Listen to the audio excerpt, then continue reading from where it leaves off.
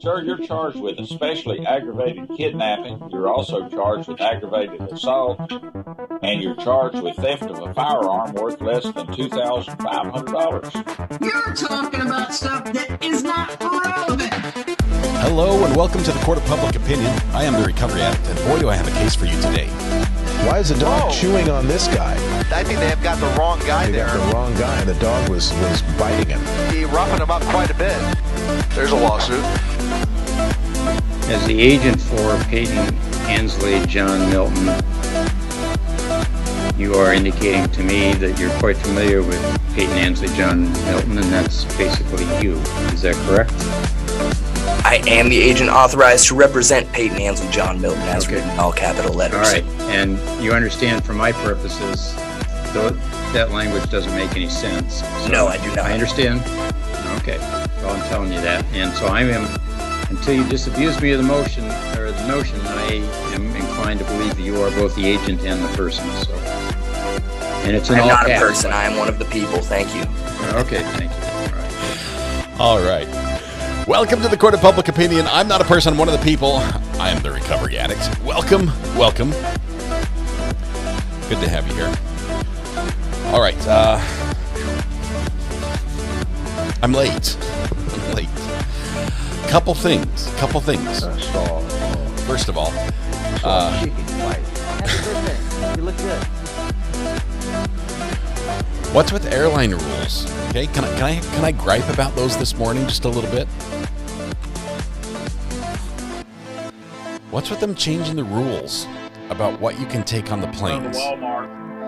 And who said it was okay to shrink the size of a carry-on bag? We already have our carry-on bags. We bought them based on the old size.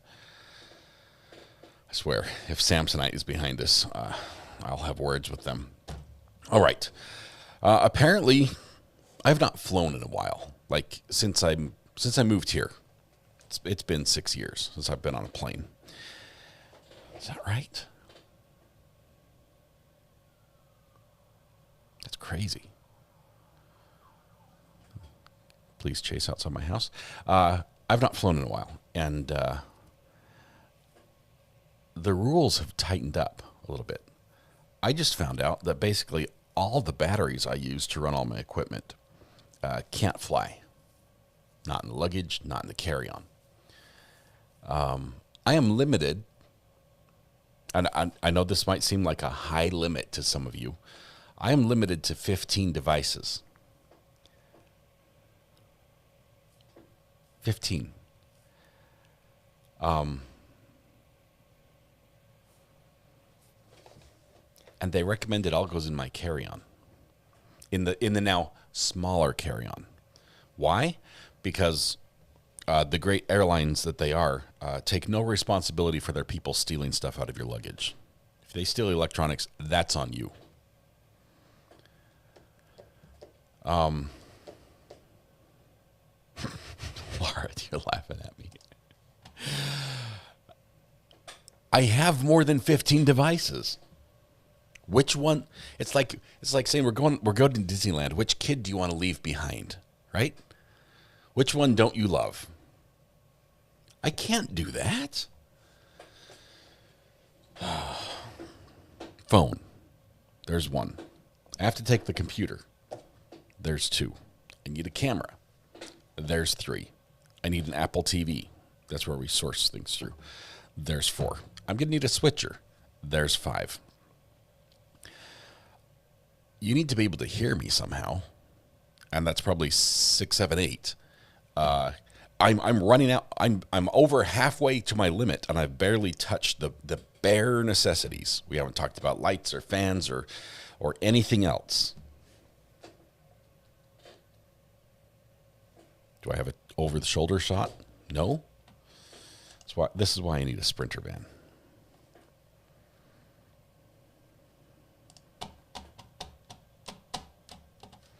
Before we do birthdays, thank you very much, Josh. Great to have you here, by the way, Josh. We miss you when you're not. Let me welcome SBAR0024, first in chat today. Congratulations, SBAR. You thought you did a good thing. Got here first, said hi. We actually punish the first person in chat. That's right. It was quiet before you got here. You started talking, and look what happened. So basically, it's all your fault. And because of that, we're going to punish you and sentence you to internet ownership. That's right. Everything IP-related worldwide is now your responsibility to repair, to fix, to maintain.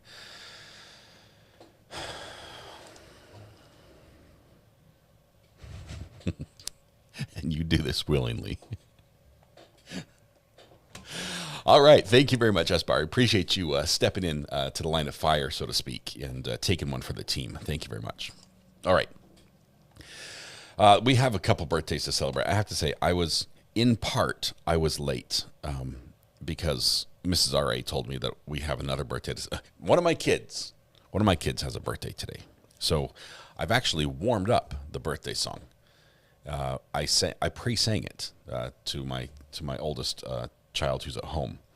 Happy birthday, oldest RA, and oldest little RA, I guess I should say, at home, because there's an older one what's second oldest little RA? How about that? So happy birthday. Can you mail stuff ahead of you? Yes, I think I have to. Happy birthday. You look good. I think I have to, but the question is, where do I mail it to? Because all my family's going to be on vacation. So do I mail it to my mom's house and then just stop by and hope that no one steals it before I get there off the front porch? Do I mail it to like Diet Coke Mama, her house by her old home, and just say, hey, we've got some packages. Can you just hold them for me and I'll swing by and steal them and run? Do I send them to the Airbnb up at Bear Lake?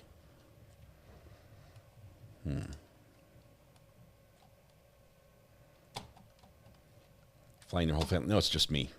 I'm going on vacation, family vacation, with my siblings, and I'm the only sibling who's not bringing my family. But my family is here because my oldest child and his wife are coming to visit for the first time, and they're going to be here hanging out, I'm not going to argue about semantics. Yeah, enjoying it's going to be good.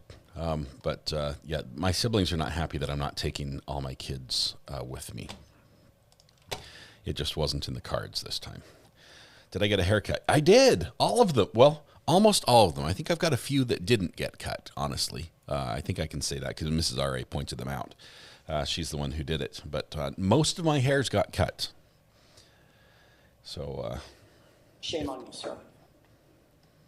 If you bring all your kids, you can bring 87 devices. It's actually more than that. I could do that. 15 each, right? Take me with you and I'll take another 15 devices. I'm excited to show you Bear Lake. Bear Lake, for those that don't know, Bear Lake is on the border of Idaho and Utah, and it is absolutely beautiful. It is the Caribbean of the Rockies. It is a sky blue, light blue lake. Just brilliant lake that you're like, how can something be so blue in the middle of the mountains? And it is, and it's huge. Oh, it's big. It's really big. And it's deep. How deep? Nobody knows. They haven't found the bottom.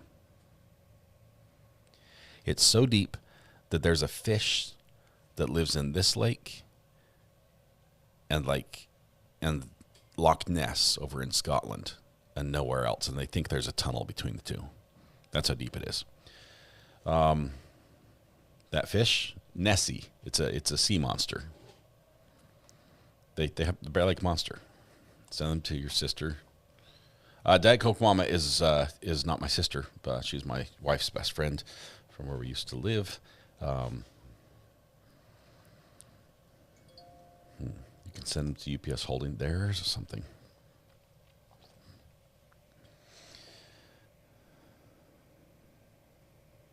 Thank you. I might send them to my sister, who just texted me. So, anyway, I am super excited. Guess what I will be missing? Guess what I'll be missing? I'll be missing my high school anniversary reunion. 30-year reunion happens this week. No, what is it?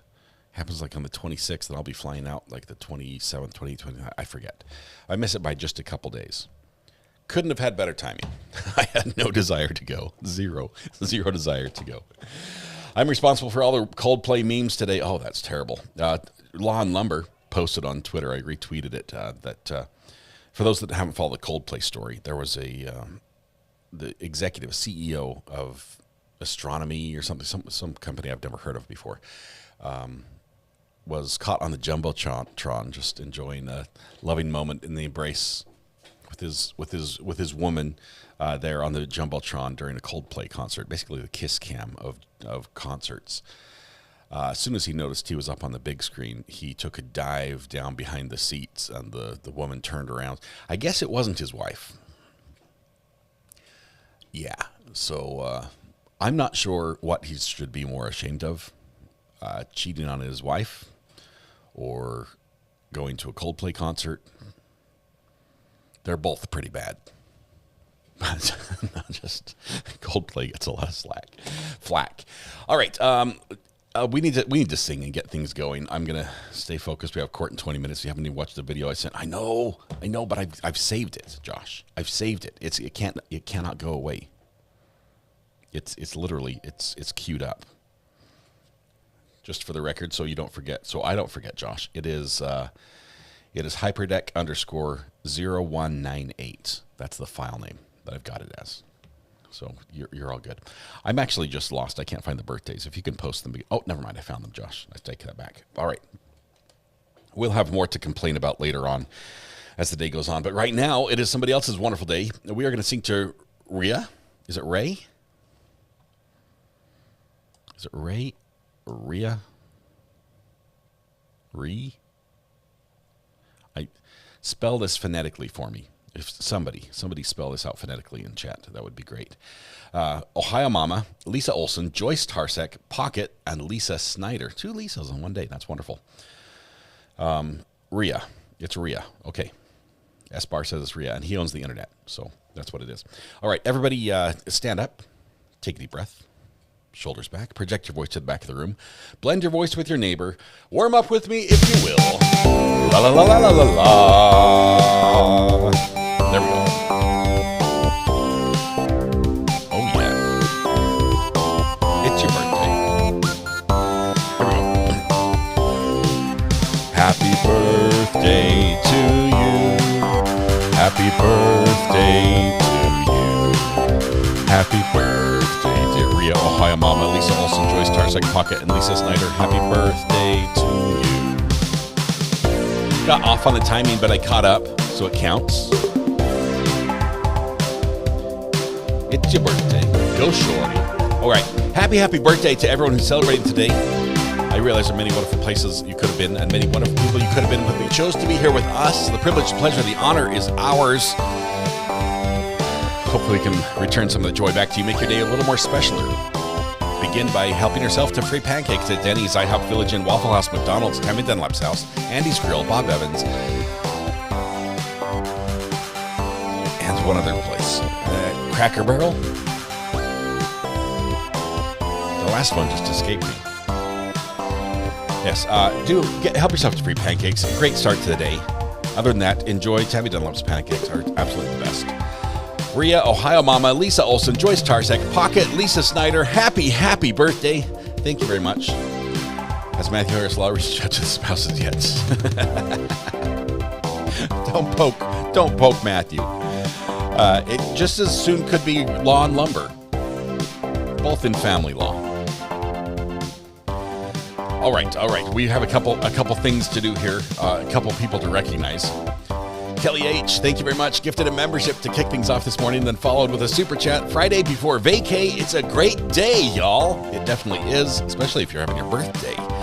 And Sherry Smith, member for 22 months. Thank you.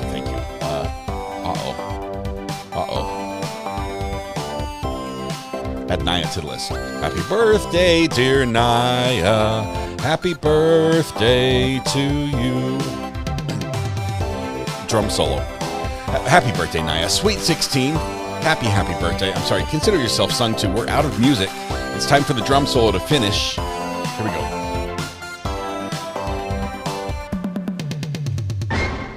Beautiful. All right. Oops. I don't know what you're doing, but that's not good. Stop. Computer, stop. Oh, it worked. Okay. All right. Happy birthday, Naya. 16 years old. Sweet 16. You only turn 16 once, but what a birthday. Hope you have a great one. And it's on a Friday as well. That I think by international law, that means you get to party all weekend long. Your parents are probably well aware of this. They probably informed you of that already. If they aren't, let them know that we know. And please do enjoy the party. Have a safe and fun weekend. Yeah. All right. We were supposed to watch Thurston, Washington. We're not yet. But here's what I can give you. It's an early day for court. No. I said safe and fun. Nowhere did I say drunk and dumb. I said safe and fun. We know from the last case, no underage drinking. No underage. How long are you going to be on vacation? 3 days. It's not long. It's basically long enough to fly up, get over jet lag, fly back, and get up and get jet lagged again. But I'll be gone for 5 days, but you'll only miss me for 3 because 2 of them are the weekend. Anyway, it's going to be good. Stacy Ray, member for 11 months, says, thanks for the prayers. Grandbaby was born, a 5-pound, perfectly healthy little bundle. She is amazing. Congratulations on an amazing little granddaughter. That is awesome. Safe and fun. Wink, wink. Yeah. No winking. Just safe and fun.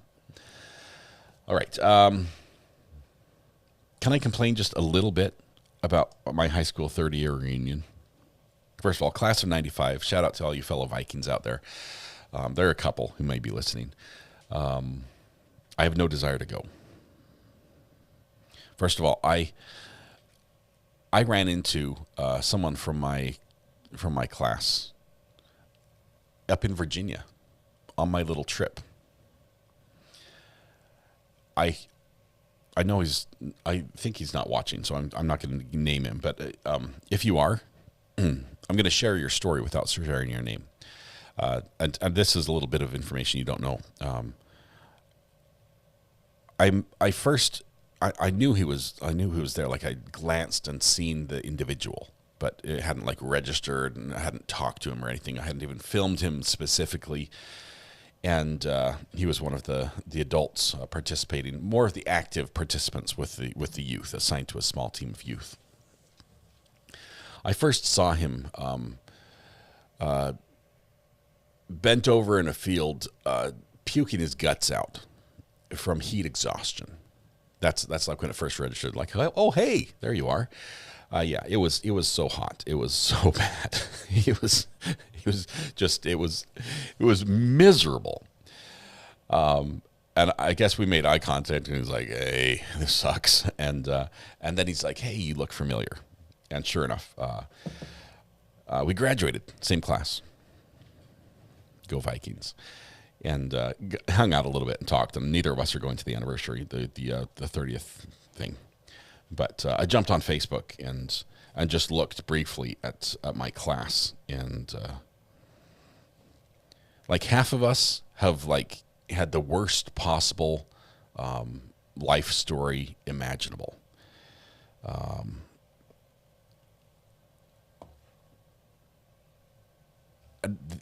Probably another third of us have like done the bare minimum that we anticipated we would do in life. There's an elite few who are globe-trotting CEO professionals who have excelled beyond the wildest dreams of anyone in school, and 21 had passed away. 21 of my fellow students, like high school. We were young not long ago, right? 30 years, 21 have passed away. And it's just, I mean, I think our graduating class was like 750 or something. I don't know. But anyway, I went to one reunion, and all the bad parts of high school just came flooding back. It's like, I don't like it here at all. I don't like it. I don't know anybody. My memory is terrible. My memory with faces I haven't seen in a long time, even worse. And so walking around, I could be walking right by, my locker partner from 11th grade. I wouldn't know. Wouldn't Can't even remember her name. Sorry. I don't even know if I had a locker partner. That's how bad it is. But so I left a little update on the Facebook page for the reunion and just said, hey, here's my update. Put a pin on the map for me, North Carolina. Not going to be there, but I'll be at Bear Lake next week. So anyway, is he part of the bomb crew, kids? No. We were called the pit crew. It wasn't the bomb crew. The pit crew.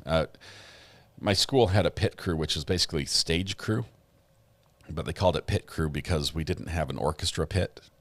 We had to build an orchestra pit on top of some of the seats at the very front of the auditorium, and the other schools in our district all laughed at us because they all had professional, like real orchestra pits in their auditoriums, and so they'd make fun of us because we had the pit, and so now we're the pit crew because we build a pit every time the orchestra has to play.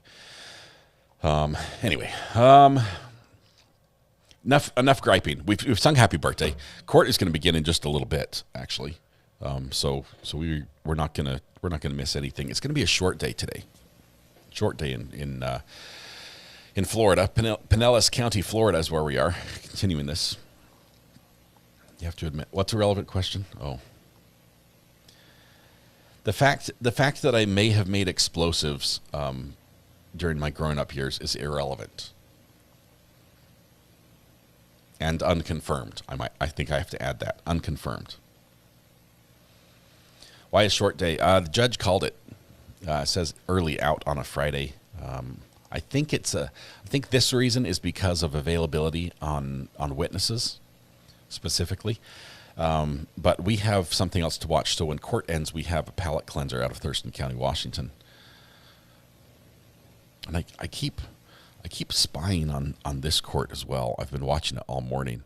They've had some weird characters. For instance, the gentleman in the top left-hand corner with the alien with the backdrop. That's a lawyer. That's a lawyer there, Mr. Steinberg. Anyway, I'll keep an eye on that.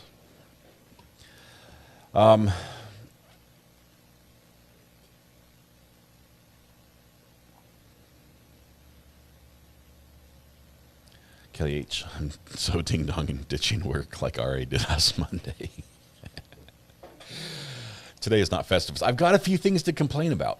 First of all, if I were to go to a high school reunion, I would stand out for a couple reasons. I am basically twice the size I was in high school. Pretty much. I was a little skinny guy in high school. I'm not anymore. I've filled out. I've found my form, so to speak, and it's not great form. Not proud of that, but I'm no longer can turn sideways and be missed, be overlooked. It's actually easier to see me that direction. So not happy about going back to college with like a little bit of a belly, or going back to school with a bit of a belly. There's that. Then there's the whole. I know the people who are going to remember me are the ones who are like that top 1%. It's like, yeah, I flew in from Paris to be here. Just wanted to, let y'all know, hang on, if we should hook up sometime, get with my receptionist. And I'm like, yeah, I'm still trying to figure out how to use my phone. I'm at the point where I might be able to get your contact name and number in my phone. Finding it later is difficult. So we're just at different levels. We're at different levels. And I don't know what they think of. They're like, so what do you do now? It's like, well, I'm the little guy in the corner. I don't know how that would go over. I don't know. So, anyway,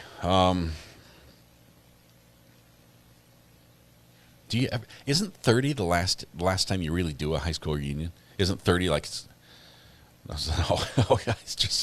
all in the wording. Yeah, I own a media company. We do stuff all over the United States. Yeah, it sounds good. Maybe I can send them to my website, Amber. All right, you're living the dream they wish for. Who has been to a reunion beyond 30 years for your high school? And I'm not trying to call out people's age, but I just want to know, have you heard, are there reunions past that? Or is that pretty much like, okay, we tried, we did it. We stayed in contact 30 years. That's pretty good, right? Let's just call it quits here. I've got a call from Bree. Hang on one second. Bree has some wisdom for us as I struggle to plug in the phone. Call from Brady. Bree, what you got for us? Good morning to you. Good morning. I will go quick because I know we're waiting on court, but I'm going to say what everybody else in chat is probably thinking. If you don't walk in that high school reunion with your head held high and be the boss that you are, you first off worked for the Department of Defense and IT. Hi, that requires security level clearance. That's kind of gangster. And then you turn into a YouTuber with thousands of subscribers who you bring joy into our lives daily and made a community for us to be able to come together. So the little guy in the corner is probably better than some guy in Paris who has a receptionist. You might need one here pretty soon to answer the phone calls, but I'm just telling you, if you don't walk in there and act like the boss that you are. Bree, thank you. That means a ton to me. Yeah, that's awesome. I still don't want to go.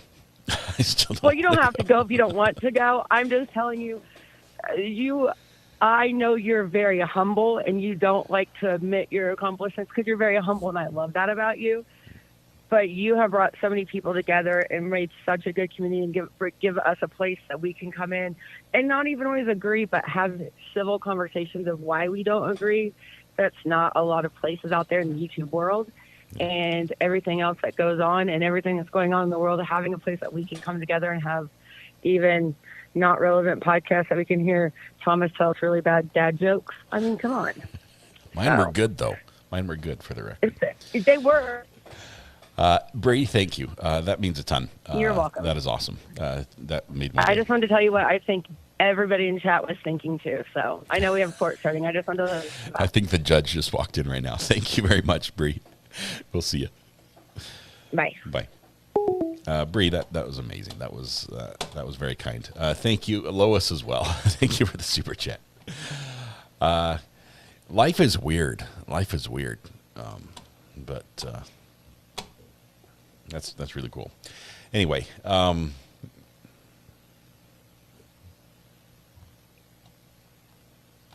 am very fortunate. I've got a lot to be grateful for. And this and all of you are a big part of that. So thank you. Greener says, can I call in and give counterpoint? Greener's dial it up. You know the number. You might get put in timeout. But I'd love to hear the opposite opinion. Oh, man. You make my eyes get sweaty in here. Kim R., thank you very much for the super sticker. I'm a trial pundit for a multimedia broadcast station. I had a high school reunion at Stromness Academy, Orkney at 60. Wow, Michael, that's awesome. That is cool. I think the reason I don't want to go is I was so insecure and so just like introverted in high school. Now, in my own circle of friends, I was completely comfortable. And my family might tell stories about dating prowess or something else that may be blown completely out of proportion. But that they tell those stories because they only saw the very select moments in my life. There was a point, like, my oldest sister, I don't know why she even came back to the high school, why she was there. I was at high school. It was after school. We were just doing some activity or whatever. And I was walking down the hall. It was nearly deserted. I was walking down the hall, and I had my arm around a girl, my left arm around a girl, and my right arm around another girl. And that, like, she took that moment and took that as this is like, yeah, she blew that up before. I still haven't lived that down, but they're just friends. High school sucked, but life gets so much better. It does. Man, college was so much more fun. I was not ready for college right out of high school.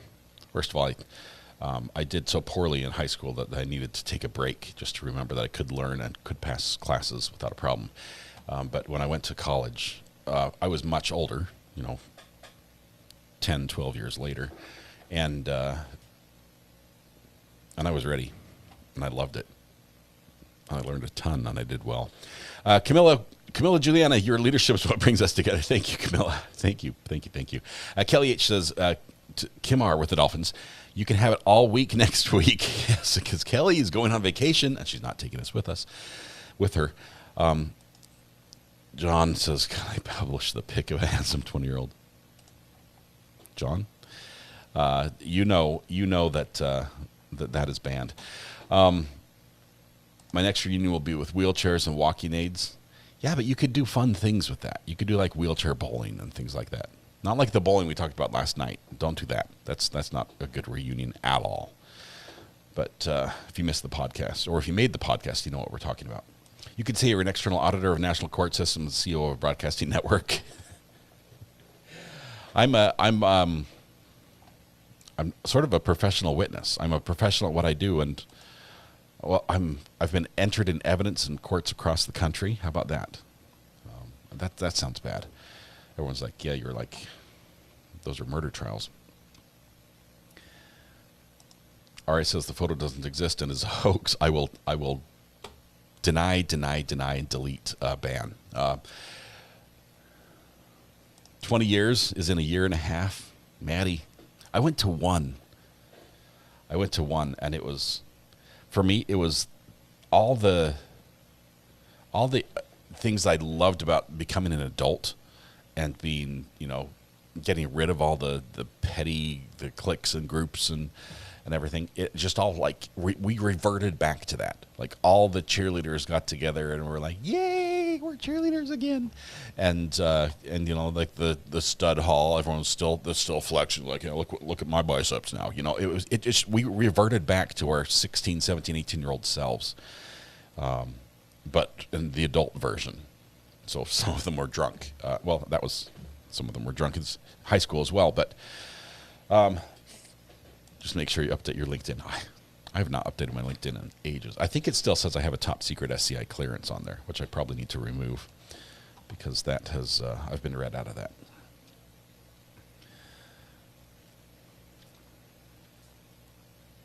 Anyway. I guess I missed how we got here. Yeah, I was complaining about my 30-year high school reunion happening next week, and I was going to miss it. And I was happy about that. And we started talking about that, and then I got sad. And then Bree called, and she said happy things, and I got sadder. And so that's it. That's how we got here. Teresa K., quest number 1, get RA to notice you without a ping or a super chat. Ooh. Quests. How would we do quests? Teresa, this sounds awesome. I'm a big fan of this. I like games, right? I've liked games my entire life, starting from, Chutes and Ladders as a kid all the way up through Trivial Pursuit and, the computer games. Can I find RA's LinkedIn is the question. It shouldn't be too hard to find. It's not private.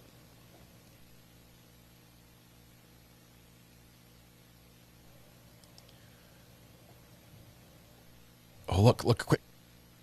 This is the house. Oh, that's all you get to see. Maybe she'll turn. Do turn. This is our view of the house. There it is. And it's gone. We got to see the evidence, folks. Now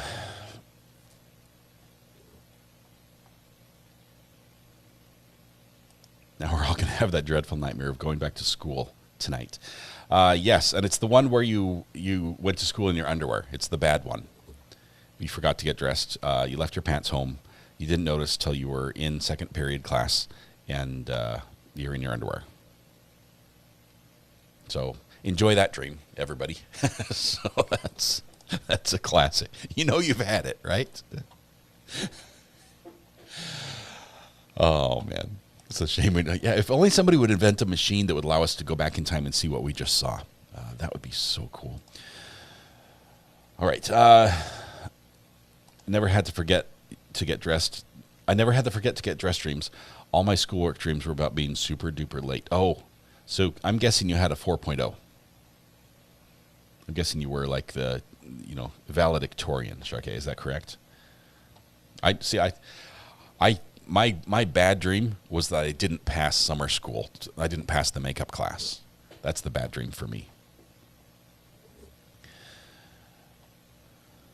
Oh my goodness, Pat. Shout out to Justin, our son in the Navy station in Bahrain, will be home on Sunday for a visit. That is awesome, Pat. Congratulations, and thank you to you for your sacrifice, and thanks to Justin for his service. That is awesome. I hope you have an amazing time together. Is it just me, or is RI very selective on what chats he highlights? Yes, I only highlight ones I read, and basically I highlight them as I read them.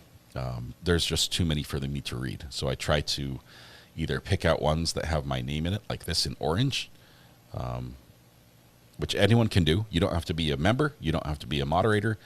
You can just tag me in there. But if too many people start tagging me, then it just becomes the background. So you have to sort of be strategic in how that goes. Okay, we're running just a little bit late. We almost could have watched our palate cleanser before court started. Quick, everyone tag Recovery Addict. Thank you, Abby. I appreciate that. Oh, man. Okay, it's time to share some embarrassing high school stories. I think I've shared this one with you before.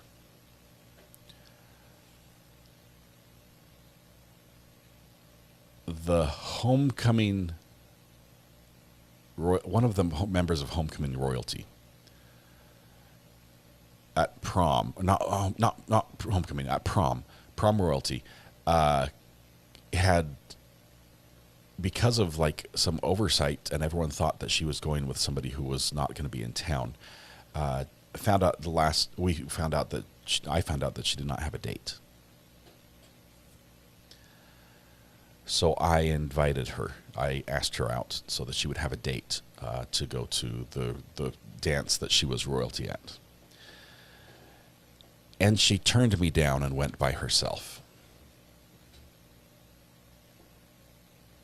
Okay, top that, just for the record. Top that. In her defense, her parents would not let her go out with me because they didn't know me.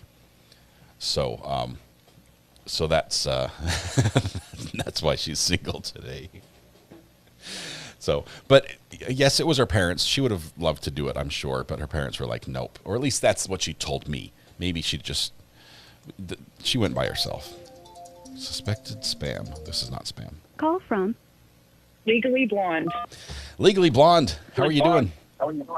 Good. I hear myself in the background. Oh, you shouldn't. Okay, it's all good. I don't have you on. Okay, we good now? We're excellent. Okay, so I can top your embarrassing story. Let's hear it. Okay, so I went to high school in the early 2000s, okay, and low-cut jeans were all the thing, right? And they didn't even get to the hips, right? They were just like just below the hips. I remember these. Yeah. Okay, I'm going to tell this to a lot of people. All right, hold on. Let me get brave. So I fell asleep in class, okay? And, plumber's stuff happened, right? And say no to crack. Someone put a pencil in some lotion and dropped it right down my pants. That's not the embarrassing part. The embarrassing part was that it shocked me. It shocked me, and I clenched, and it shot the pencil straight up, and it stuck in the ceiling. I'm sorry. I just thought of something funny. I'm not laughing at you.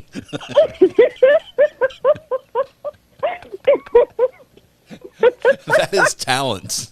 That is talent. Wow. So I would be willing to bet that there's probably not very many people who can top that one. What year was this?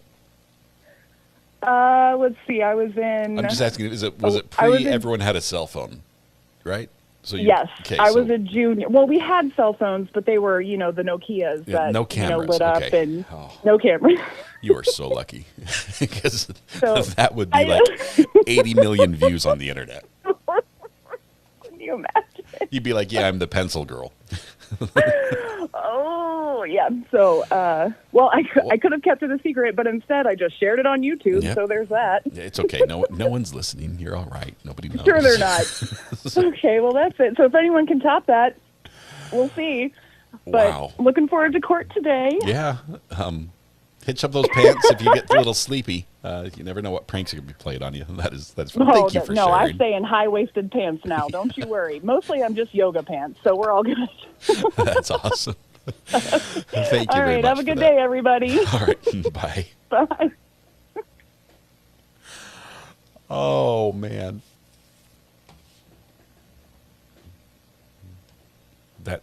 Wow.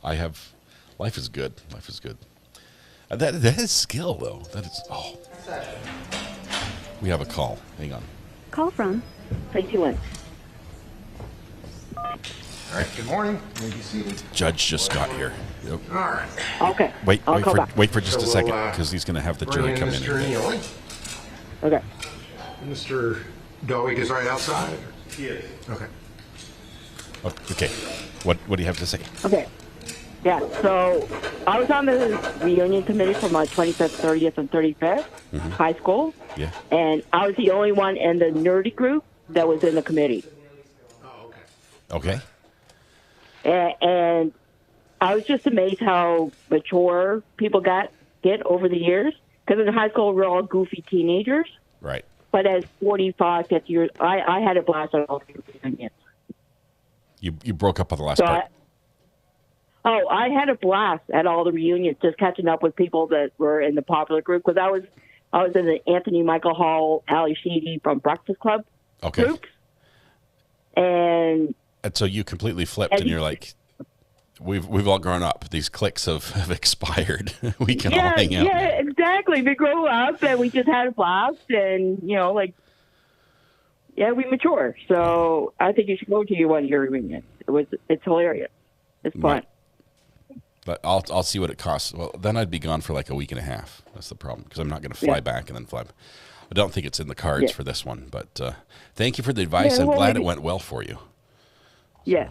Yeah, I know. I'm still part of the Anthony Michael Hall, Ali Sheedy group, but people overlook that. And I have no problem with that. That's awesome. That is awesome. Good to hear that. Thank you very much. We'll see you.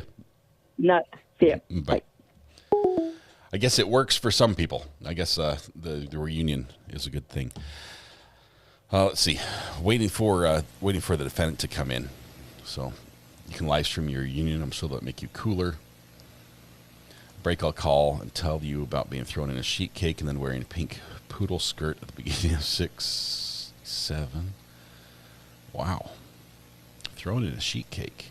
That's not much padding. It's like a wrestling mat at best. Amber says, I've officially captured Recovery Addict and Legally Blonde's embarrassing high school's confession stories for the end of year show. Nice.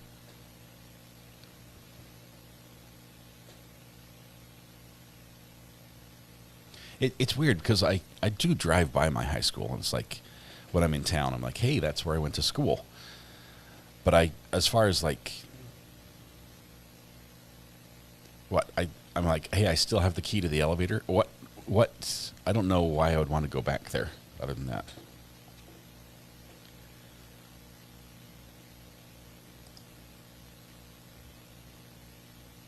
My high school was infested with cockroaches. Like, infested, by the way. But they only came out at night. They had those carpet things on the walls. Oh, here he is. Ooh. Is he pretending to be handcuffed? He is. He is pretending. My school had an elevator because it had 2 floors. Obviously, anyone in a wheelchair would have trouble negotiating the stairs, and so you would get a key. Well, anything we need to talk about before we bring the jurors in? Yes, sir. Uh-oh. Last night, the state gave us redacted discs of the statements, and we were able to review the first statement, and the audio is cut out of those areas that were redacted, but you still see Mr. Nealy talking on there, and it would be more appropriate to edit those portions out. Ms. Max at the State Attorney's Office indicated that that can be done, and if Mr. Sarabia didn't know how to do it, it's a two-step process and she can show him. I did think it's overly prejudicial to see him moving his mouth and talking, but no sound. All right, well, I am going to give them an instruction that the recording has been edited, and so that's not to affect you at all. So if it's edited, it shouldn't be as shocked that he's moving his mouth at times. But what says the state? And Judge, it keeps being moving target. I was very clear when we discussed this that I would blank out the audio. Everybody knew that that's what was going to happen. It did happen. Not true. Well, yeah, I mean, he did say that from the beginning. So right, the record will speak for itself. But it takes hours to do this stuff, hours to put it in. I don't know what Sarah Max is talking about. Quite frankly, she's not what I would call extremely tech savvy. Like, I know there's all kinds of crazy things that we could put, like dogs and cats like floating around in the video if you have enough tools and if you have enough time. But right now we're here on Friday. I'm going to be in front of you most of the day. Then I'm going to be trying to take a deposition of their last expert that they listed last Friday. There's no more hours in the day to prepare to do this to enter in Monday. And I, again, don't have the personal ability to be able to edit this any further. I did exactly what was asked by the court and by the defense. I did exactly what we said we would do. And you cannot, you can tell that the people are still talking. There's Anderson's gesturing at points, but you cannot tell what they're saying. And that is exactly what we discussed. And it is. Send me the video. There are some redactions that are in the middle of sentences, so it's very. It would bring more attention to it. It would make it look more inappropriate if it just cut, because then what happened to the rest of the sentences? It's the same sentence. I don't know, but as it stands, it is not. It's not prejudicial in any way to the defense, other than the fact that all evidence is prejudicial. Judge, I'm sorry, but when we're talking about putting a needle in somebody's arm, I'm not really concerned about time. In my 33 years of practice, I have never, ever had a case where there were redactions from a statement or a video or whatever that were not edited in the fashion that I am requesting to be edited. Okay, well, I had a murder case a couple of weeks ago, and that's what happened. Okay, so it's not the ideal thing, but the state said from the beginning that if it's just audio, that it's easy to redact it. If it's audio and video, it's very difficult. Why, I don't know, but it is. And then it's not. Ms. Max is at the head of kind of the appellate division at the State Attorney's Office, right? And she knows how to do it, and she says you can do it, and she will show him. Okay, well, I'll tell you what. If she volunteers to do it, then I guess it can be done. I mean, I understand the state's problem, right? Because they're putting on a case here, right? They have to deal with all of the witnesses. They have to deal with actually being in court and doing what they have to do. They have to deal with the deposition. They have to prep the witnesses. They have to prep every day, all right? So, I mean, you have to admit that you came up with these things pretty late, all right? So it's not like, hey, a month before the trial, these are all the redactions that I want, and I'm in agreement with all these, right? And this is something that just happened. So, but they can only do so much, okay? There's only so much time. I know that you don't care about time, but time is a part of life, right? Space and time. If you ever watch science shows on TV, space and time. So there's only so much time, and they're kind of out of time, all right? And Ms. actually doesn't deal with this stuff on a daily basis. I mean, she really doesn't. She deals with the law. She deals with appeals. All right, so I will tell you what. State, when you get a chance, ask Ms. Max if she wants to do it, okay? Because I'm not saying she's not busy, but you two don't have really the time to do it, okay? So if she can actually do it, then fine. You want me to take a few minutes away and you give her a call and see if she wants to volunteer for that? I would also note, again, defense counsel's a moving target, because when she approached me this morning, she told me that Ms. Max knows how to blank out the face, which we've all seen those on the cops, when they blank out the faces. Now she's talking about cutting it out, which is a different thing. So I don't know which one. Incorrect. I don't know. That is exactly what was said to me. So I'm not sure which one Mrs. Max can actually do, because she keeps telling me different things. All right, so give her a call and find out if she really can do it and if she wants to volunteer to do it. Okay? Children. Can we be clear on what exactly the defense counsel is now claiming they want done? Okay, and I think what they want is, we're going to mute it. They want that just cut out, right? That's correct. All right. So I don't think there's a whole lot of prejudice, because I don't think there's really any prejudice, okay? Because we're telling them, look, the video has been edited to take out things that all parties agree are not relevant. So in no way should that affect your decision in any way whatsoever. So we're telling them that they're talking and we're taking it out. So if we see them talking and you're not hearing it, it's the same thing. It's exactly the same thing. Okay. Now, if you had a conversation with Ms. Max, I don't know why you would, but if you did, and she says, "Hey, I know how to do it. I'll volunteer to do it. I'll spend my weekend away from my kids. I'll work on it." That's fine. If she wants to do it, fine. Otherwise, no, we're not going to do it. If she volunteers, fine. If she doesn't, fine. Okay. Judge, let me just be clear. I did not speak to Ms. Max. I was informed by Ms. Deliberato that she spoke with Ms. Max, and that is what Ms. Max told her. Okay. All right. Well, that's double hearsay, but the state's going to find out. And two other things I just want to put on the record so it's clear. First of all, I know the court is saying time and space, or whatever that phrase was.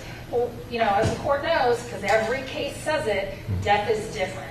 And we are here, obviously, on a death I've heard that before. Secondly, when the court is saying they've got to, meaning the state, has to take a deposition, and Mr. Sarabia is saying they just listed their witness on Friday, I've made it abundantly clear to the court that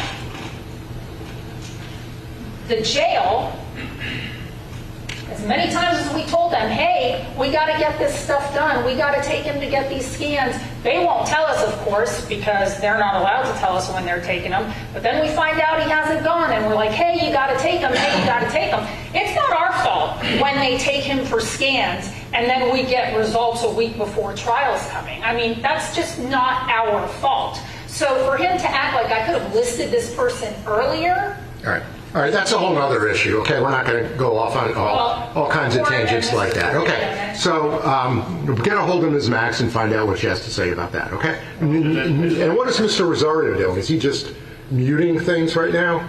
It is the exact same video, except the audio goes out in all the parts that the court ruled that we had to take out. All right, and he's your Pasco expert with technology, right? Correct. And he doesn't think he has the ability to actually cut it out as opposed to mute it, right? I have not discussed that. But. All right, so get with Ms. Max if you want to get with Mr. Rosario too. All right, and then we'll come back. Do that, because perhaps Mr. Rosario was just told to mute it and not asked to splice it. So. Because that was the only thing that the court and the defense counsel indicated that needed to be done. All right, so just ask them, okay? If either one can do it, fine. If they can't, fine. Okay. All right. So we'll just take a recess until you're done with the phone calls. Okay. Thank you. All right. Get on the phone. Call your guy. Find out that it takes exactly 0.8 seconds to make a cut and a splice in a video, and it's super easy now that we have something called non-linear editing. No, we're not going back to the days where we have reel-to-reel and you're actually physically cutting with a razor blade the film strip and taping it back together and then shooting light through it and capturing it on another film to make a solid copy without the break. Those days are gone. There's no longer tape on the cutting room floor. It literally takes a mouse click. And I'm willing to do it for you. So court's going to be spicy today, apparently. Yeah, I'm much cheaper than $2,400 a day. Plus, it's tax money. You don't even care what it costs. It's not your wallet that's paying for it, sir. Gotta love the NLE, nonlinear editing. 12-year-old on TikTok could do that. Free of charge. This one time, but only if you put my logo in the corner when you play it. That's all I ask. Logo in the corner, credits at the end, and you have to like and subscribe.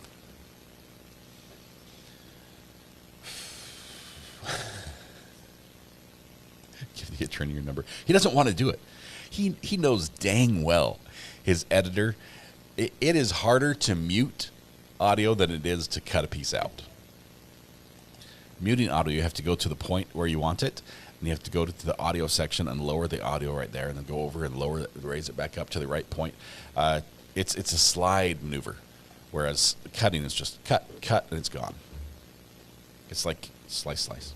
They put on their spicy pants today. They did. I'm sorry, we're getting a little bit of noise from the courtroom on the signal. There isn't sound, but apparently we can read his lips. I'd pay for a $24 super chat for Ari to get it done so recess is over. Yeah, he's gonna call his guy, and his guy's gonna be like, "Why didn't you say that in the first place? That's so much easier." It's like, yeah, give me 2 minutes. 2 minutes, I'll send you a new file. Little Piggy Productions, put my piggy in the corner. Yes, that's what I'm asking. Put my piggy in the corner.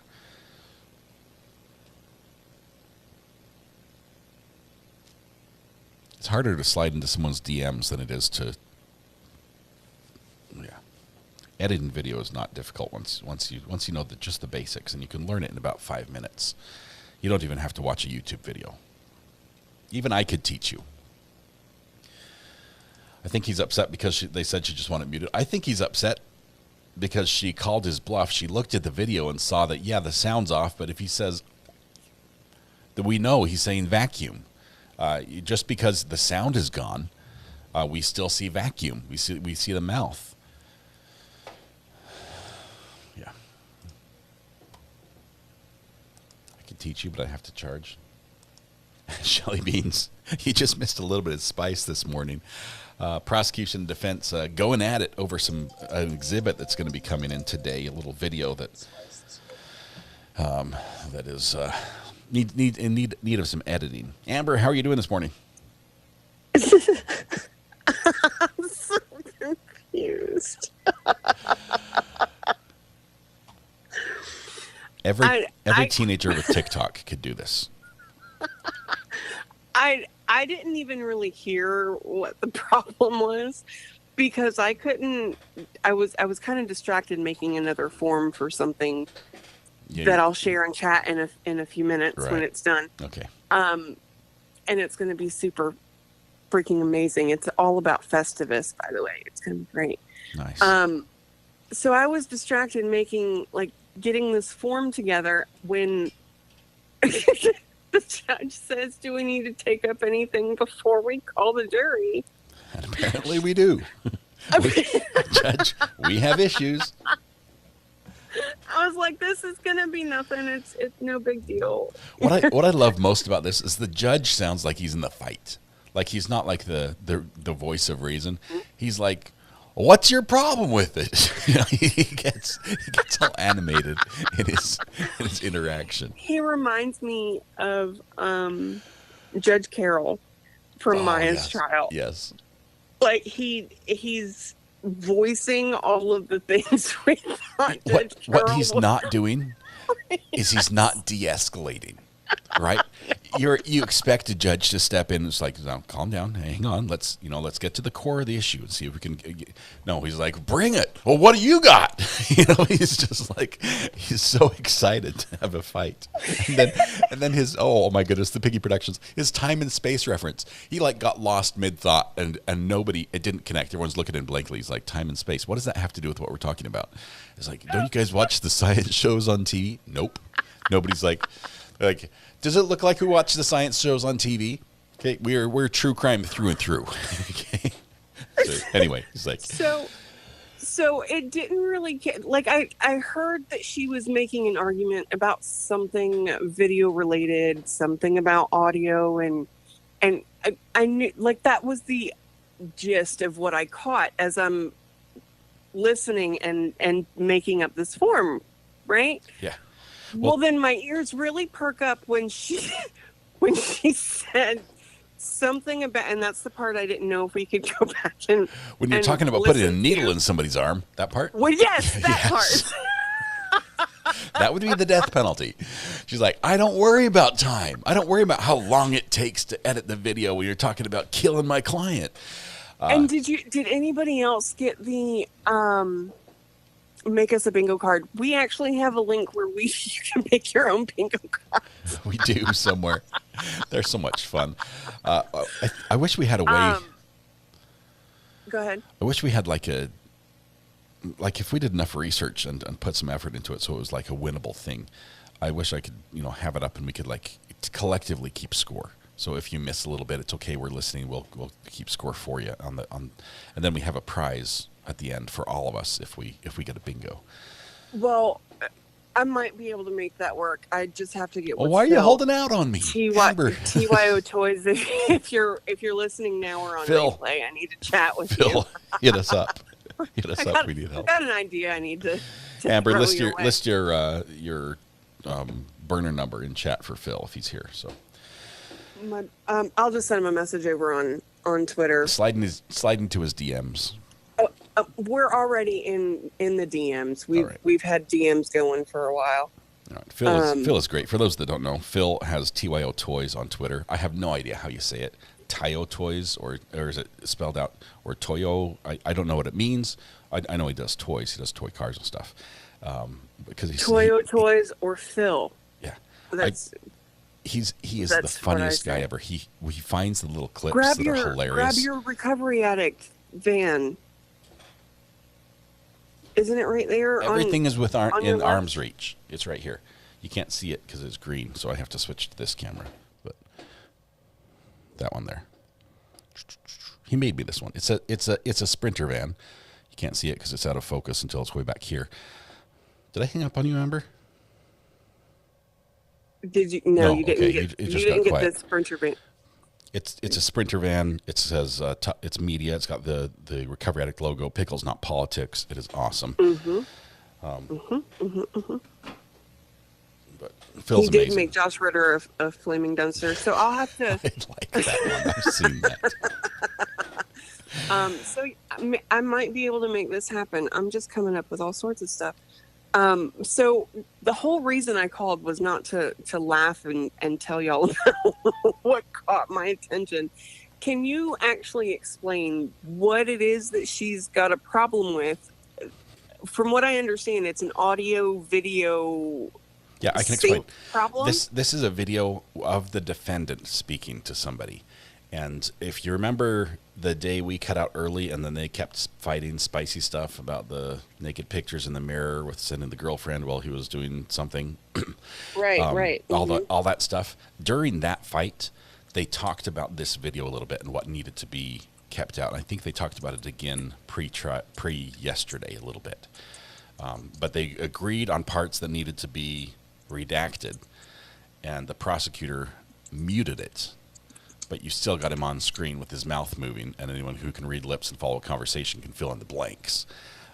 So it was what didn't you do a replay of that yesterday of the defendant?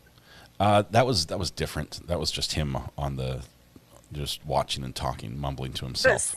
But this is evidentiary stuff. Sort. This is like way back, him filming his own video or being in a video. It's like we found this on your computer type thing. So the issue the defense has, this was an issue I guess they had tried to work out previously, but now the defense was throwing shade at the state for not doing something right. Yeah, defense wants they don't want the lips moving. I feel like we were in the family vehicle making the 28-hour road trip across country. And we're 18 hours into it. It's like 2 more hours, kids. Just shut up. Don't make me turn this van around. Yeah, it was good. Yes, I do give out my P.O. box. It's thank you, Samantha. Thank you for doing that. It's going to be right here in Yeah, chat. we got a chat, by the way. Right there. That's my address. You're going to have to find some time to pencil me in. Well, slide into my DMs. I shouldn't say that. I'm pretty sure that has a different meaning. Yeah, might want to steer clear of that one. It can have some hidden implications. Hit me on the Insta. Is that hit me up on Insta? Is that better? I'll just call your real number. Okay, that works. All right, bye, y'all. All right, we'll see you. Bye. All right. So right now, as we're staring at the wall, the prosecutor is begrudgingly making calls to his tech guy to see if his tech guy can edit the video in the next, 48 hours before it's introduced on Monday, to have the video portions where the audio is muted also cut out. I honestly, 100%, if they sent it to me, I would do it for them and I'd have it for them before lunch. It's not hard. It is so easy. It is so easy. I would do it, but don't call them. They're busy. We don't interrupt courts. Mrs. R.A. says, so I've been busy to watch for a few weeks. I told Amber to slide into my DMs, Mrs. R.A., and I'm picking up that it means something different than what I intended, which I thought means hit me up personally, like not on the live stream. So that happened. Just thought I'd let you know.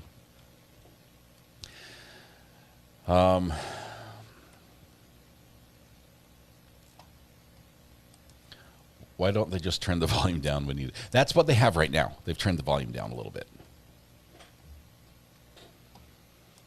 Seems like backpedaling to me. Apparently, it appears to be in something more like connect with me on a deeper level than just call me after the show, which is how I intended it, for the record.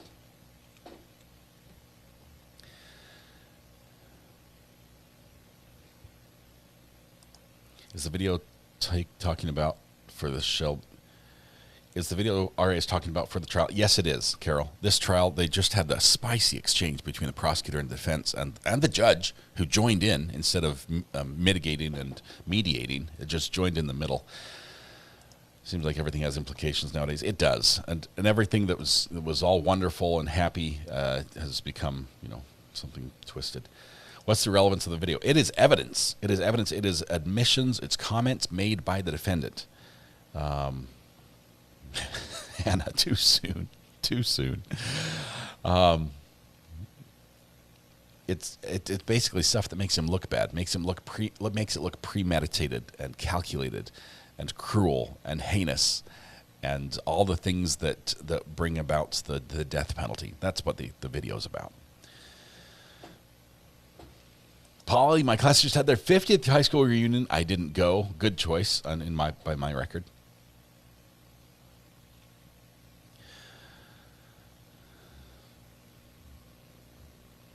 Mrs. R.A. says sliding into DMs is okay. The minute R.A. says he's going to a Coldplay concert, that's different. Amber abusing the buffer sound to say Mrs. R.A. amen to that, but I sure to buffer him to mod chat with a screenshot of what slang definition. This reaction is usually priceless. Yeah. What happens in mod chat stays in mod chat. Although Mrs. R.A., just for, this, Mrs. R.A. is one of my mods. She has access to mod chat as well.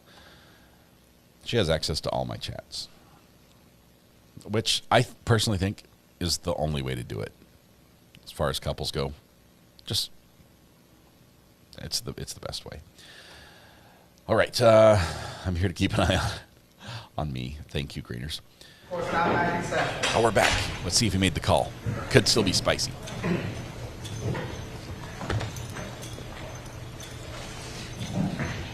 All right, so everyone's here. You may be seated. So, I'm sorry, Your Honor. Ms. Max was in a meeting and was unavailable. She has just come out of that meeting, so Mr. Sterry was talking to her. He was on the phone with Mr. Rosario up until this all right. Or do you have any idea how that went? So Mr. Rosario only knows how to redact it in that way by doing a fade out and fade in, and the amount of time the fades take is longer than some of the redactions. So no way! He can't do it. He's your tech guy? Mr. Strader's talking to Sarah Max to see if that's a possibility now. She has more knowledge of it. All right, then for the record, today's Friday, July 18. I know you guys are going to put a fingerprint witness on today, and I know you're going to put on Dr. Ignacio. Anybody else today? So those two are going to be in the morning. There are some witnesses. Do a star wipe in, star wipe out. I'm trying to Schlatter, Laura Scarpati, and I believe there's Renee as well. But I think there may have been that may be it. All right. The afternoon will be relatively short. Okay, and then I understand you plan on putting the videos on Monday. Yes, sir. All right, so we actually got the final version of what the defense wanted and didn't want. That was yesterday. Yes, sir. All right, so if there's going to be any sort of modification, it obviously has to be between now and Monday. So, Mr. Shelby, were you able to get a hold of Ms. Max? Not initially. She just walked in the courtroom, and I've had an opportunity to talk with her. I did speak with Mr. Rosario. He's been fooling around with his program to see what he can and can't do. He's still giving me updates. He believes now he can make it go black for the period of time, which would mean that the video is not there. So I would have the All right. I mean, it seems like a lot of work for something that really is not prejudicial at all. I mean, we're going to tell them, look, we've all agreed that the tape is edited, and everyone's agreed to it. There's irrelevant things on there, so please don't let that affect your verdict or your decision in any way. And so, if it's cut off, or if you see people talking, they already know that they're talking. So, what's your suggestion? My suggestion, Your Honor, is my son-in-law works in the movie industry. He's an editor. He makes trailers for major theater movies. He's going to add music. I spoke with him. He says it's a very, very simple thing that he can very easily do. And it's basically there's long segments of just talking in silence, and you can see the lips move and what have you. And he can easily remove that. I can provide that to the state this weekend. They can double check the times, it's very limited. It took me going through video 1 last night, probably took me less than 15 minutes. So that's an option. All right, and then sometimes only short things are cut out, and you have a problem if the short things are just muted out, right? I'm not too concerned about where it's just one word, right? Okay. It's where there is a long period of chat, and it just, so that's an option. Okay. All right. Well, I agree. You did offer that in the middle of the break, and I appreciate that. But at the same time, I will not have the time to review 4 hours coming from now, I guess, a defense expert to make sure that it is, in fact, what we all agree to, that the audio is still the same, that the video is still visible, with my most important piece of evidence. So forgive me if that makes me a little bit nervous. And again, part of the hard part of doing this, too, is if I am not doing it myself, then I have to give very explicit instructions to whoever's doing it, which take time, and I don't know what it's going to be. I also don't know what they will end up coming up with. It's not clear to me whether it will just be blacked out, whether the faces will be blurred out, whether it will just cut from one timestamp to another, like the Epstein security video, and then everyone's going to be, well, what just happened? I don't know. Like, why didn't kill are they himself. still talking about the same thing, but there's a 3-minute gap? It would potentially create more prejudice by doing something like that. So, all right. So, Ms. Max, can you do Epstein cuts? We've heard that you're an expert at editing videos. Is that correct? To be clear, my staff is an expert at editing videos. I've got an intern because we do public records redactions all the time, and it's our public records experience that we utilize our redaction software that we have. State Attorney, the Office of And the we 6th have Judicial Circuit. multiple ways of redacting videos, including splicing videos, and blacking out videos, and Blurring there's videos. different ways that we can redact that video to, blurring out things. There's different ways that we can. Well, but we don't need to blur anything out, okay? Because we know who the parties are. All right, that's not a big mystery. It's just, I've actually seen that done a lot, okay? Like on the videos that we saw of the scene. All right, I remember like 20 years ago. Well, let's be clear. The software we have now is not the same as what we had 20 years ago. Mm-hmm. And 20 years ago, what they were doing is they would have 2 VHS tapes, and they would take cables and remove them, which was very time-consuming and very difficult. Now we use non-linear What we do editors. now is different because we utilize a software program, and the way that we splice up video is not, unfortunately, very intuitive. It takes a few steps and a few processes to do so. But my staff knows how to do it. We do it for public records purposes. All right, let me ask you this. It is right now 10:47 on Friday. The state, I think, is going to put this evidence on at 8:30 on Monday. Can your staff get this done between now and 8:30 on Monday? Yeah. All right. As long as we have the times that need to be taken. Yeah, so probably the easiest way to do that is to give them a copy of the transcript and then highlight or cross out or something what comes out, right? So that's probably not that hard. That's actually harder. Right? It's not that hard. Okay. Well, I don't want to say it's not that hard, but we can get Right. that. Okay. And then if your staff has to do overtime over the weekend, they'll be happy that overtime is no longer overtime is no longer taxed, right?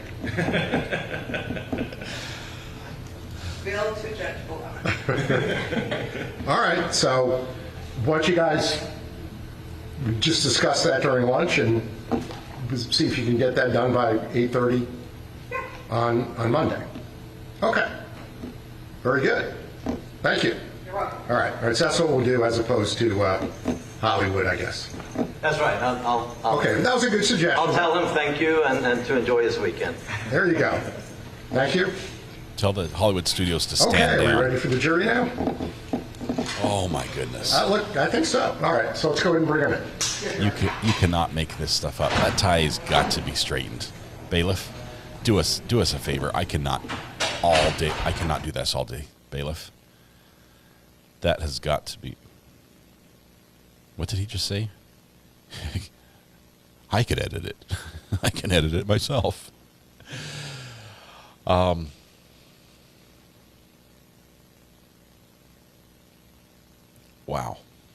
I have no words. Florida rising to the top once again, showing why they are the model for all courts to follow. If you don't fix it, I'm going to edit the video to straighten your tie, sir. It needs to be.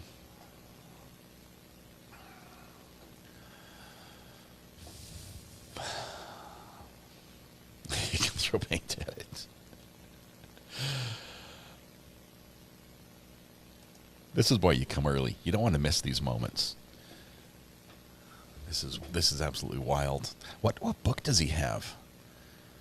This is a tough one. Multi-step process that's going to involve me spending a lot of time that I don't have to spend. Oh, they're still arguing it. And I would just like to put on the record that I brought this issue up months ago. I brought it up again on the 30th, that I was hoping to have all the things then, and we get them right before trial and during trial. All right, let's bring the jury in. I guess they're on the way. He's still complaining, saying, I don't have time to tell her what to do. And then if she does it, I don't have time to check it after she does it. Tell you what I would do, just free lesson for you. Grab the video. import it. It's a file. Import it as a file into a nonlinear editor. You can see the entire thing on a timeline in front of you. You've got the video line up top. Down below, you've got the audio. You can see the parts where the audio goes down to nothing. You can just clip those out and highlight all of them, delete, shrinks down, export, and you're done. It takes no time whatsoever.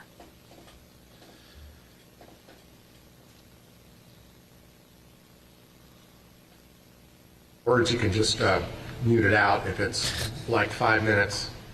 We're not They done. can just slice that. I believe there are only a couple that are a minute and a half to 2 minutes long, and again, that's what makes it more complicated. Okay, I got you. I understand. This one needs to come up, this one doesn't, and getting all that right. And you know, the word, it's all been muted, so it's just a question of the single words is no big deal. It's the longer section. Right. Right. We all agree on that. Yeah, and it's not a lot. Okay, good. So you don't want to miss Monday. Let's really see how good a job they do. And if they screw it up, you know the prosecutor's going to be livid. I think they got in an argument.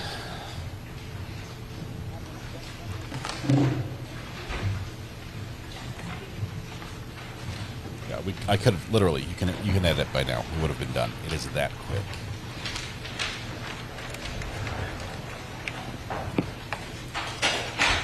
Now they're paying the records department staff overtime to do it. Jury box is seated. All right. Members of the jury, welcome back. I apologize for the delay, but there were some legal issues we had to deal with. Any issues at all as far as hearing or seeing anything from the media or from anyone else involving the case? All right. Those are all no's. Very good. State, please call your next witness. The state will call William Garretts.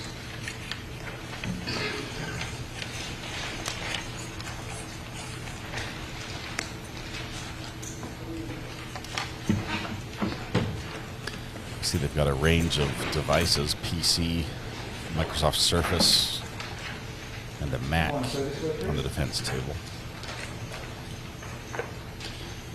William Garretts bringing the bag of goodies to the witness stand this morning. Swear or affirm to tell the truth, the whole truth, and nothing but the truth. Yes, I did. Swear, please, sir. This is our goal. We want to have the tie fixed. I'm glad the cameraman cropped it out. Thank you, cameraman. I appreciate that. We want the tie fixed today, and we want the title of his book. So you guys can watch for that. Good morning, Those sir. are their Good morning. Mr. requests. Thank you, Judge. Good morning, sir. Could you please state your name and spell it for the record? William Garretts, Gerretz. And what is your occupation? I'm a late print examiner. And where are you employed? Pinellas County Sheriff's Office. How long have you been in that position? Almost 13 years as a latent examiner. Have you held any previous positions in that field? Yes, I have. And what was that? I was a fingerprint technician for 6.5 years before that. Is the crime lab you work at accredited? Yes, it is. And how is it accredited? It's accredited through the ANAB, which is the ANSI National Accreditation Board, and it's accredited in both forensics and latent print examination. To get accredited, you have to meet certain requirements and guidelines dealing with report writing, documentation, change of custody, yearly assessments, things like that. Are all crime labs accredited? No, they're not. What are your job duties in the occupation you mentioned earlier? Yes, as a late print examiner, I analyze all the cases throughout Pinellas County, all except St. Petersburg. We deal with cases from Bel Air, Largo, Pinellas Park. We assist the ME's office in identifying deceased individuals. I repair ports. We do identity problems. We testify on and write reports. And what's your educational background? I have a bachelor's degree in criminal justice from University of South Florida. I have a crime scene certificate from St. Petersburg College. Do you have any specialized training or classes related to fingerprint analysis? Yes, I do. Relate to his expertise as regards to fingerprint analysis. All right, well, it's up to the state if they want to continue or don't want to accept that. Thank you. Sorry, repeat the question. Hold on one moment.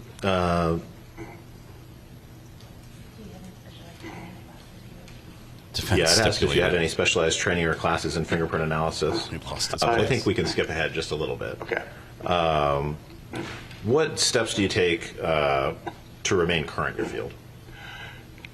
To remain current in the field, every year we have to take a proficiency test, and that's administered usually by an outside agency, and we have to pass that. Okay. How many of these tests have you taken, and how many have you passed? Probably one a year since 2013. I passed every one of them. Do you personally hold any special certifications or accreditations to do your work? Yes, I am I have my certification in latent print examination through the IAI, which is the International Association for Identification. It's like a worldwide premier forensic organization. And how many fingerprint comparisons have you conducted in your career, approximately? I work between 500 and 1,000 cases per year, so literally tens of thousands of fingerprints. Can you explain to the jury what a fingerprint actually is? Yeah, a fingerprint is actually a unique pattern of friction-ridged skin that you have at the tip of your fingerprint. Now, friction-ridged skin is made up of ridges and furrows. Basically, the ridges are like a hill and the furrows the valley. So when you come in contact with a surface, just the ridges touch that surface due to the oils, the sweats, the lipids, the fats in your fingers, and you leave behind that impression. And usually, if it's a latent print impression, then it needs some kind of either physical or chemical property to actually make it visible to the eye. Are fingerprints unique and specific to each individual? Yes, they are. Could two different people have the same fingerprints? No. How is it possible for a person to leave a fingerprint? A person leaves fingerprints, like I said before, with it depends on all the moisture they have in their fingers and what they come in contact with. So if their hands have enough that sweats, the oils, the fats, if there's enough on there to leave an impression, and when they come in contact with an item, that impression is left behind. Are different types of surfaces better or worse for obtaining fingerprints? Yes, there are. Can you explain how that works? Like glass or plastic would be easier to leave a fingerprint than something porous like wood or notebook paper. What is a lift?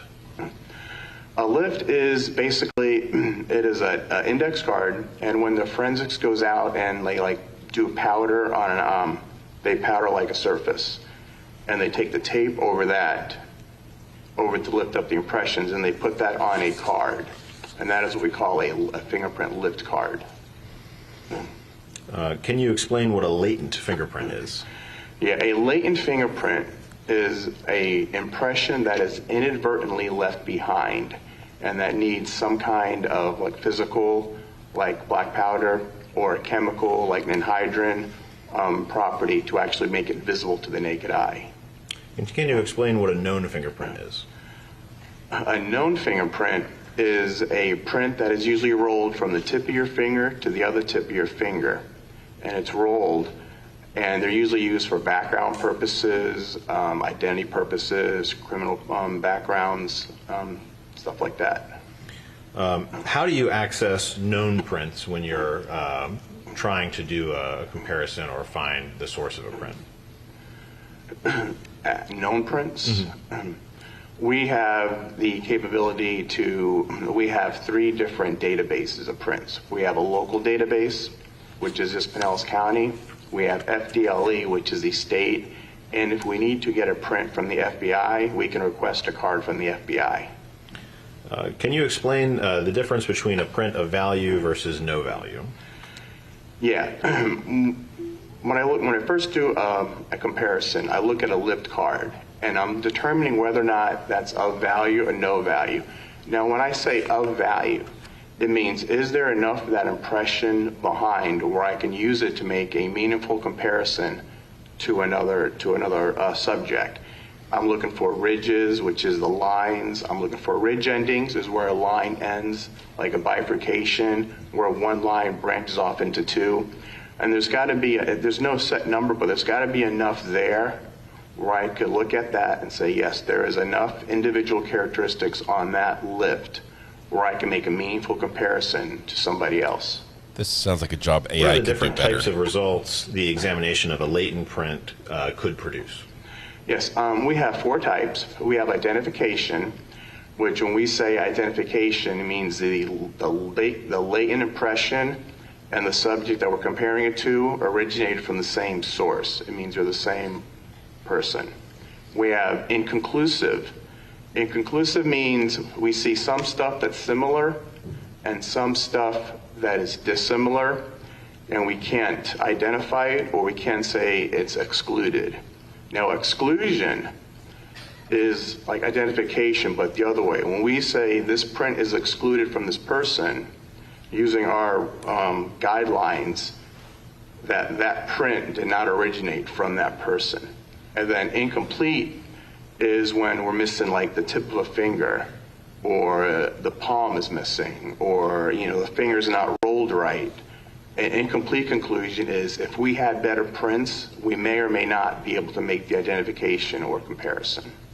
It just needs, we need better known prints. Can you explain, or I'm sorry, can you explain how you go about comparing the latent fingerprint to the known print? Yes, when I have a latent print next to a known print. Well, first there's 3 levels of detail on a fingerprint. We got loops, arches, and whorls. So if my latent impression is a loop, what I'll do is if I have a known card I'm comparing it to, I'll look for the loops first. And then if I see one similar, then we go to the second level, which is the minutia, which is, like I said, the ridge endings, where one line ends, a bifurcation where one line branches off into 2. So I'm looking at the totality of the print. I'll find one spot on this print, and I look for the corresponding minutia on this print. And then it's a matter of, okay, I have a ridge here and a ridge ending here. If I count up 2 ridges and I see another ridge ending, I expect to find that on the other one. So I'll count up 2 ridges and find that ridge ending. And you do this until I'm confident, using my training expertise, that it's uniqueness and rarity that I will not expect to find those patterns in another print. Through your work with Pinellas County Forensics, on January 3rd, 2019, did you become involved in a triple homicide investigation stemming from Tarpon Springs PD? Yes, I did. How were you involved in that case? The case was assigned to me, and so that means that every time an envelope comes in with either lists or photos, that I have to analyze it, and I got to work the case. I analyze the prints, I prepare reports, I do any of the comparisons, and then I write the final conclusions. How was the evidence submitted to you for examination? This particular case had 27 different envelopes that were submitted. And what was contained in each of those envelopes? Each of those envelopes either have the actual item that they lifted from the scene or a photograph of an item they found at the scene. Were you also provided with elimination prints in this case? You've heard of my notes. I believe I was.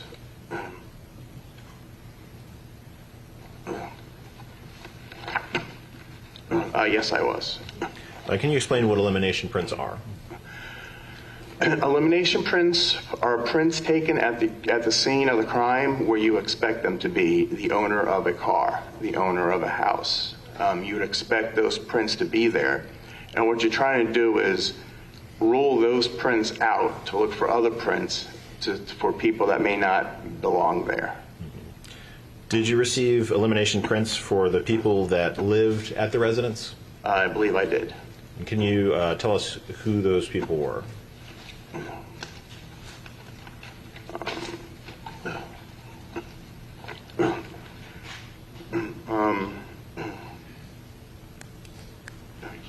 Well, I have a list of 10 subjects total in this, and I don't have it breaking down by eliminations. Okay. Is one of those subjects Nicholas Avancic?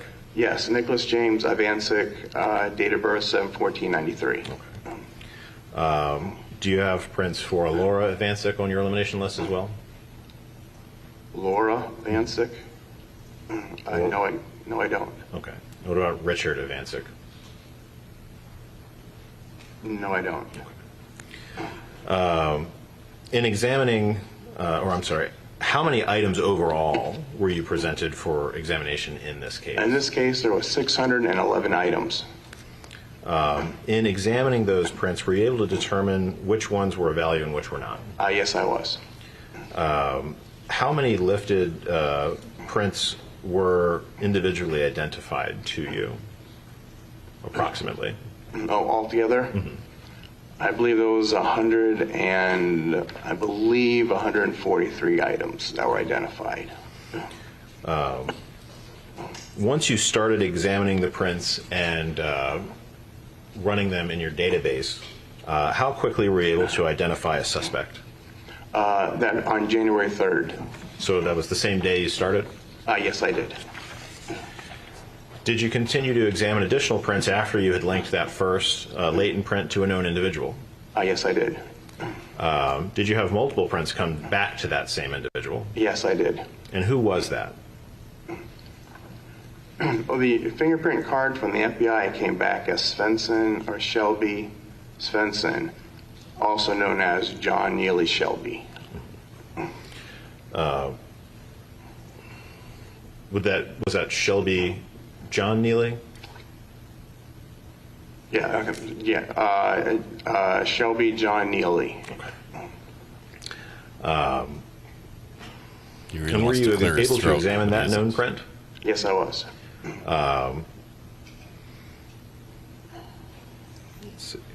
When you examined the fingerprints presented to you in this case, how did you examine the prints and perform your evaluation? In this particular case, it didn't belong to any of the eliminations I had. So I input them to the APHIS database system, local, FDLE, and FBI. And the FBI, the system brings you back possible matches. And so once I determined the most likely subject that it belongs to, I would print the card out and then do a manual side-by-side comparison. And that is what I did in this case.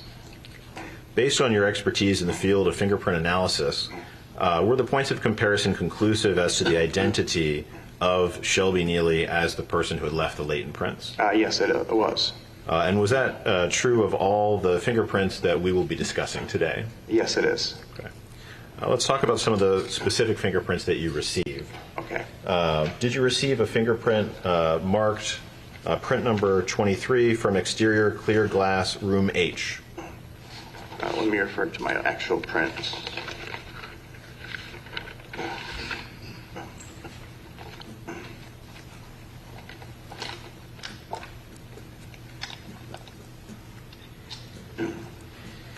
Item number 23? Yes. Yes, I did.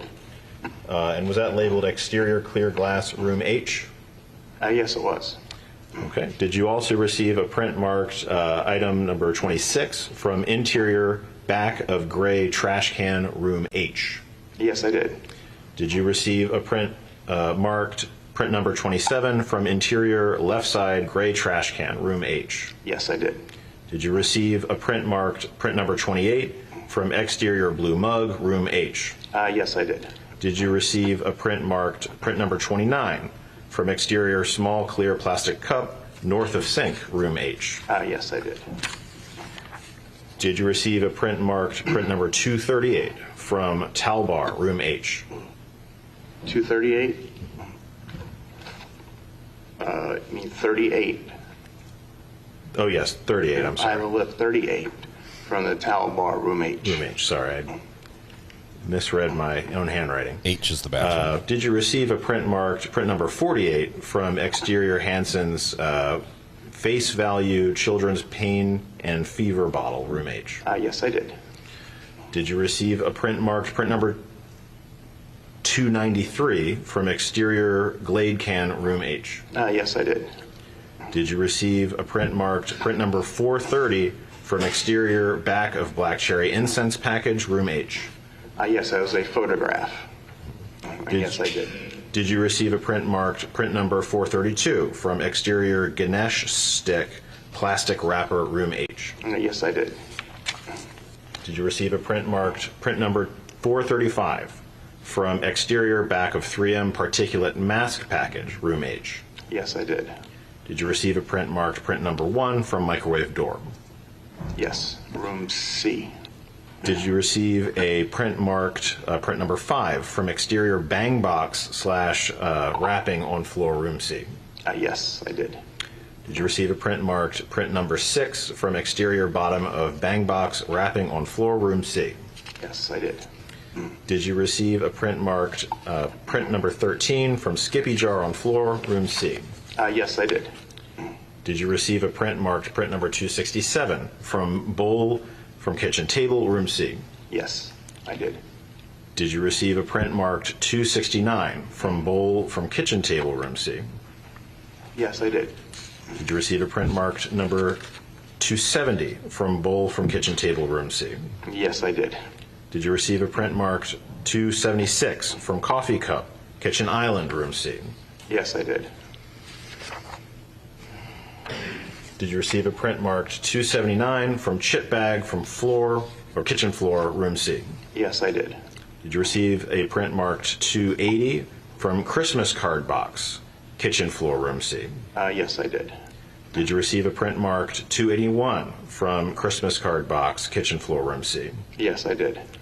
Did you receive a print marked 284 from white trash can from kitchen floor room C? Yes, I did. Did you receive a print marked print number 93 from vitamin bottle on island room C? Yes, I did. Did you receive a print marked print number 94 from insulated cup on island room C? Yes, I did. Did you receive a print marked 97 from Halloween candy container lid north counter room C? Yes, I did. Did you receive a print marked 99 from Halloween candy counter lid north counter room C? Hollywood candy container? Halloween candy container. Yes. Yes, I did. Did you receive a print marked 110 from cereal box southeast corner room C? Yes, I did. Did you receive a print marked 111 from cereal box southeast corner room C? Yes, I did. Did you receive a print number 112 from cereal box southeast corner room C? I believe it might be counter. Counter, you're counter. right. Southeast counter. Yes, I did. Did you receive a print marked 113 from cereal box southeast counter room C? Yes, I did.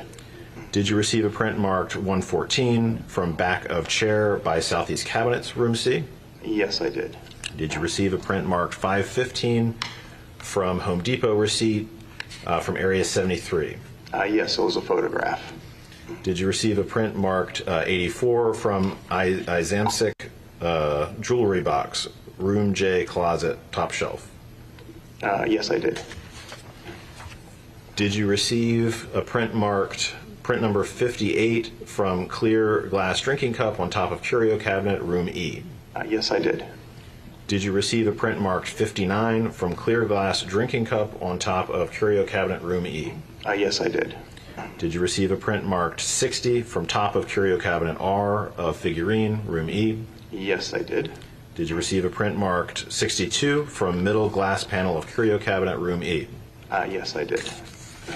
Did you receive a print marked 136 from west wall, south side doorway, room E? Yes, I did. Did you receive a print marked 139 from west wall, interior doorway, south side, room E? Yes, I did. Did you receive a print marked number 333 from rope bag, floor, room E? Yes, I did. Did you receive a print marked 337 from bang can from table, south wall, room E? Yes, I did. Now, for all of the prints that we have now mentioned, were you able to examine every one of them? Yes, I was. And did you come to a conclusion, to a reasonable degree of scientific certainty as to the source of all of those prints? Yes, I did. And who is the source of those prints? All those, either fingers or palms, came back to Shelby John Nealy, date of birth 8/19/83. He's like, is that my birthday? In addition to the prints that we've discussed today, did you examine numerous additional prints as part of your role in this investigation? Yes, I did. Did your examination of those prints reveal any suspects other than Shelby John Nealy? Yes, I did have identification of the subjects. Subjects? Yes. Okay. but not suspects as far as you're aware, right? I just deal with subjects. Okay. I don't suspect or elimination. I just deal with the name and the fingerprints. No additional questions. Did you have other suspects? Yes. Excuse me? The camera we're looking at right there. One additional question. I'm sorry, Your Honor. Is this camera. In the date of That's the birth for picture the it known gives. print that you said, could you verify the date of birth on that? There was actually, on some of the FBI cards I received from the FBI, some said 8/19/83, while others did say 8/19/93. Okay. So there was a discrepancy in the year, but did yes. all of the cards show the same prints? Yes, they were all the same person. Yeah, some said 8/19/93. They were all Shelby J. Svensson, same fingerprints. They were all compared to each other, and they were all the same. Okay, so it's all the same person then? Yes, all the same person. Thank you. Nothing further. Any cross-examination? Very briefly. Good morning. Good morning. The variations on the date of birth could be just data entry error? Yes. Okay. And Svensson versus Nealy, do you know anything about where that comes from? No, I don't. Do you know whether or not his adopted father or his stepfather's last name No, is Svensson? I don't usually read up on all that. I just Okay. deal with the prints. Right. And you All I just deal know with what numbers. you're seeing on the documents, right? Yes, I try to stay as neutral as possible. Okay. Very good. Thank you. You're welcome. Any redirect? No. All right. That Thank you, camera sir. You may on the sit screen down. there is a Sony EVI Please call your next D70, witness. which you can buy for $39. Dr. Ignacio via the deposition to perpetuate. Okay. It's sitting on Members top of the jury, of I a believe Bascor that Dr. motorized pan and Ignacio tilt. was mount. unavailable this week to actually testify. So her testimony was taken earlier, and it was videotaped, and I believe that that videotape, the testimony will be shown to you now. So you should consider this just like any other testimony by any other witness.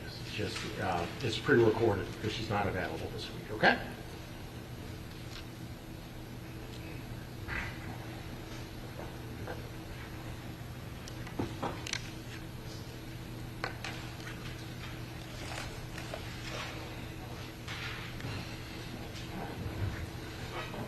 Better be good audio. Not just loud, but good. This is media number 1 to the videotaped deposition of Dr. Susan Ignacio, taken in the matter of the state of Florida versus Shelby John Nealy. Happy birthday, Case Jordy. number 1900140CFD. That's all we can do. Today's We're in court. deposition is being held remote via Zoom. The approximate starting time is 2:16 p.m. Eastern Standard. My name is Laura Smith. I'm the videographer today, and the court reporter is Carolyn Dawkins. Counsel, will you please introduce yourself for the record, and then the court reporter may swear in the witness. My name is Brian Spravier for the state. Brian Doe for the state. Tanya Allaby on behalf of Shelby Nealy. And Bjorn Brunvan on behalf of Shelby Nealy. Please raise your right hand. Do you swear affirm that the testimony you're about to give is the truth, the whole truth, and nothing but the truth? I do. Thank you. All right, could you please state your name? My name is Susan Ignacio, Ignacio. And how are you employed? I'm an associate medical examiner. And what sort of education do you have to have in order to become an associate medical examiner? After 4 years of med school, I did 5 years of anatomic and clinical pathology and forensic pathology. Okay, so you're a doctor? Yes. And what sort of training and experience do you have following med school? Following med school, I did a residency of anatomic and surgical pathology. Anatomic and clinical pathology, then a year of forensic pathology. Okay. and any kind of boards or certifications that you had to do? Yes. I'm board certified in anatomic pathology and in forensic pathology. Okay.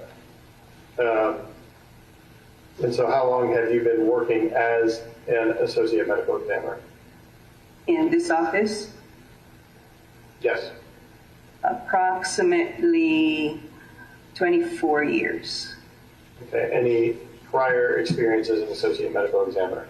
Yes, a year in District 5 in Leesburg, Florida. Okay. And what does an associate medical examiner do? An associate medical examiner is a forensic pathologist who determines cause and manner of death by performing autopsies and investigating the circumstances surrounding the death. When you say forensic pathologist, what does that mean? It's a branch of pathology that concentrates on determining cause and manner of death by performing autopsies. Okay. Is it similar to a coroner? In a way, it's similar because, a coroner may not be a doctor. He could be a sheriff or some other politician, but an associate medical examiner or a medical examiner is a board certified forensic pathologist. Okay, so in your experience as an associate medical examiner in both District 6 and District 5, have you performed a number of autopsies? Yes. Roughly how many autopsies do you think you performed over the course of your career? 3,000. More than 6,000. Whoa! Jeez, he's dead people. Have you ever, prior to this case, performed autopsies on A living person. bodies that have been dead for a period of time or have decomposed or have substantial decomposition? Yes.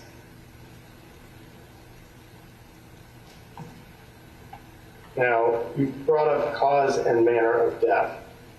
When you're determining cause of death, what is cause of death? Cause of death, and there's many causes of death, but that's the disease or injury that led to that person's death. Okay. Plot twist, there's a Are you able to body give us mid-autopsy any on the table examples of behind her. What is a cause of death? Are there a fixed amount of them? No, there's multiple causes of death. You've got, different kinds of cancers.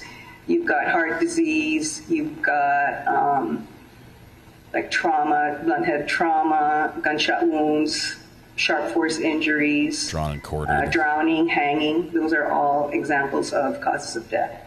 Okay, and you indicated that you're also supposed to determine manner of death. Yes. And what is manner of death? Manner of death is a classification on how that death occurred, and we have 5 manners of death. We have homicide, suicide, accident, natural, and an undetermined manner of death. Okay. Now, were you working as an associate medical examiner back on January 1st of 2019 here in the 6th Circuit? Yes. And at that time, were you called to respond to a location at 1954 Juanita Way in Tarpon Springs? Yes. And did you have an opportunity to go into the scene and observe 3 bodies? Yes. And one of the bodies, was it in a bedroom all by itself, while another body was in a master bedroom that was connected to a master bathroom with a 3rd body? Yes. So observing those bodies, does the medical examiner's office then do the autopsy and all the work they need to do on scene, or does something else happen? We don't do the autopsy on scene. The bodies are brought to the morgue. Okay. Unseen. And did that happen Right there, we with just 3 cut 'em bodies up. at Juanita Way? Yes. And once the 3 bodies are brought to the morgue in your office, did you perform autopsies on those 3 bodies? Yes. Okay, I'm going to go through them one at a time. And first, I'd like to turn your attention to the body that was found in the master bedroom. It was connected to the master bathroom. Did you have an opportunity to observe that body on scene? Yes. What did you see about that body He holds on the pen scene like a that serial killer. may have been unusual? The body was face up on the floor, and it was decomposed and it was covered with, I think, carpets, and he was also covered with paint. Okay. And what area of his body in particular was covered in paint? The face, the head. Okay. Now, because the head was covered in paint, did that provide any kind of difficulty for you in doing your examination, or did that ultimately not cause too much difficulty? Well, I didn't do any examination because they weren't, the police weren't ready for me. They still had to process the scene. So I just looked at the bodies and then I left the scene. Okay, and I'm talking later on. So that body brought back to the morgue. Did you conduct an autopsy on that body? We're going to call that Richard. Yes. And did you conduct an autopsy on January 3rd of Richard? Yes. So once you begin to conduct the autopsy, did the paint cause any problems in your ability to view or deal with the body? No. Okay. Was it able to peel right off so that you were able to see the things that you needed to see? Yes.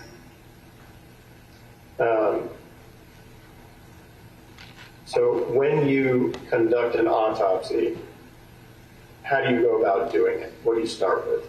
I start with doing an external examination. So I document injuries externally, document color of eyes, the teeth, any scars, tattoos.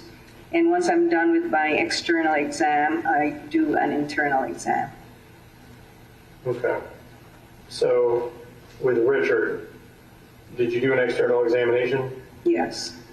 And let's start, aside from the head, did you observe anything of interest in the external examination?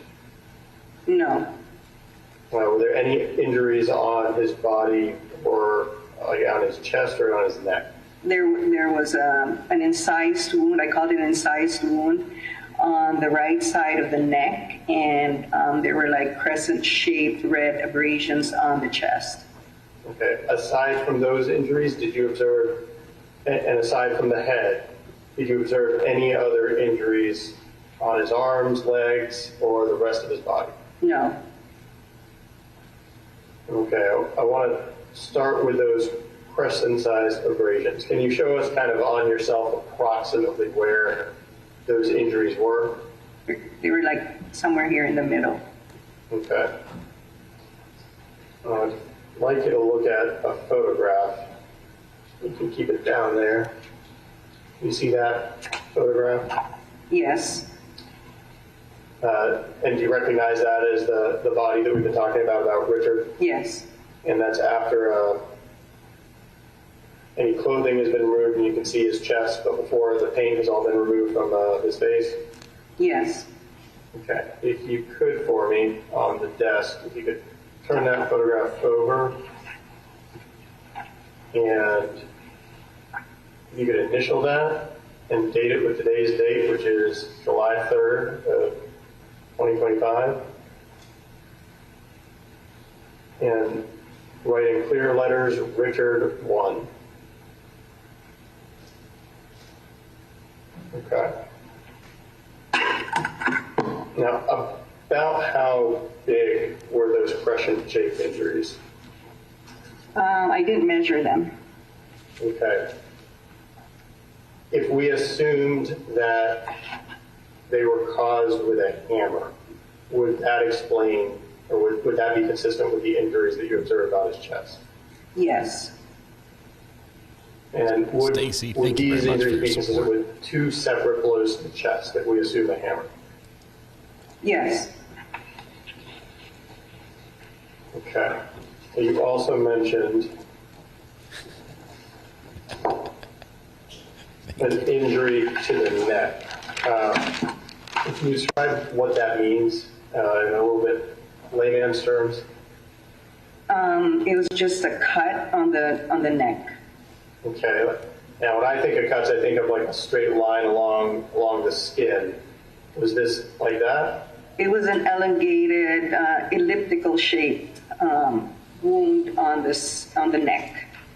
Okay. And how wide was it on the thinner side of the elliptical shape? It was about 4 centimeters in length. That was the length. Okay. And width? How was the width? I did not get the width. Okay. And I'm showing you another photograph. Is that the injury that we're talking about? Yes. And there's a ruler within that photograph? Yes. Now, if we're looking at the photograph, can you orient us to where's the ruler in relation to the body? So the ruler's in the bottom portion of the wound, and that's where the chest is, the upper chest. And so the wound is like right below the chin. It's on the neck, and right below the chin. Okay. And if you could you point out for us on yourself kind of where this injury was located on Richard's body? Somewhere here. Okay. And the photograph you're looking at now, is that a fair and accurate depiction of the injury that you observed? Yes. Okay, if you could flip that one over. And again, if you could initial it, date it, and in clear letters write Richard 2.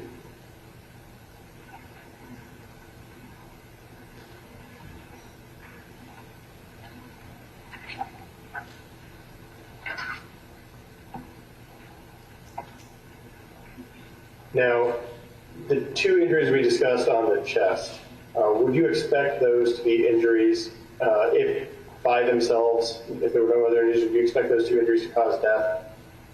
No. Now, this injury that we just looked at in that photograph you labeled Richard 2, that injury on the neck, if that was the only injury that this person suffered, would you expect that injury to cause death? Maybe not, no. Okay. Did it appear to hit any vital organs or any major blood vessels or arteries or veins? No. Okay. So now I want to turn your attention to Richard's head. Can you describe for us, did you observe any injuries to Richard's head? Yes. And where were those injuries and what were they? He had like 2 lacerations, like in the mid-forehead area. He also had a laceration on the left side of the nose and some lacerations on the right side of the face, the right eyelid, the right cheek area. Okay. And any on the back of the head? Yes, he had 2 lacerations in the back of the head. Okay. I want to focus first on kind of the front of the head and face area. You referred to a laceration. So what exactly is a laceration? A laceration's a tear on the skin. Okay. Were there any holes in his head associated with these lacerations? Yes. Okay. And how many would you say? There was, I think, one big one in the middle. You could point that out for us on... Somewhere here in this area. Okay. And he also had fractures of the nose, the right cheekbone, and also, which I already mentioned, the frontal bones and the right temporal bone, which is the bone on the side of the head. And he also had fractures at the base of the skull. Okay. So now I'm going to hand you a photograph. Do you recognize that photograph? Yes. Is it a fair and accurate depiction of what you observed on Richard's face and head and at the front? Yes. And if you could flip that over and initial it and date it, and then write Richard 3.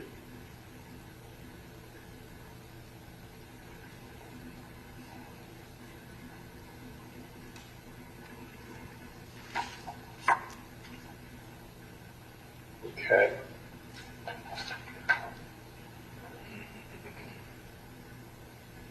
So I want to kind of work my way up a little bit and focus on some of these. So you said there's an injury to his nose. And can you point that out kind of on yourself where you observed that? Here. Okay. And how substantial was that injury? Everybody point to your nose. There was a laceration in that area, and the nasal bones were fractured. Okay. Would that injury, that blow by itself, be sufficient to kill a person? Maybe not if he's left unattended, probably, but no. Okay. You indicated there was a laceration to the right eyelid. How substantial was that injury? It was about 4 by 3 centimeters. Okay. What kind of effect would that have had on Richard? Is he going to lose an eye from an injury like that? No. How about the right cheek? You indicated that there was a laceration. Can you explain to us how substantial that injury was? That laceration was about 4 centimeters, 2 centimeters, and there was a fracture of the cheekbone, that area. And on yourself, can you please point out approximately what that injury was? Here. Okay. And the laceration to the forehead, I'm going to say the center to left forehead, you know the injury I'm talking about? The front, the middle? The front, yeah. Could you point out on yourself where that injury was? Somewhere in this area here. And how substantial was that injury? There was one that was about 4 centimeters, and the other one was about 2 centimeters, and beneath that laceration was a large hole fracture of the skull. Okay. Now those injuries we just talked about on his face and on his head, could they have been caused with a hammer? Yes.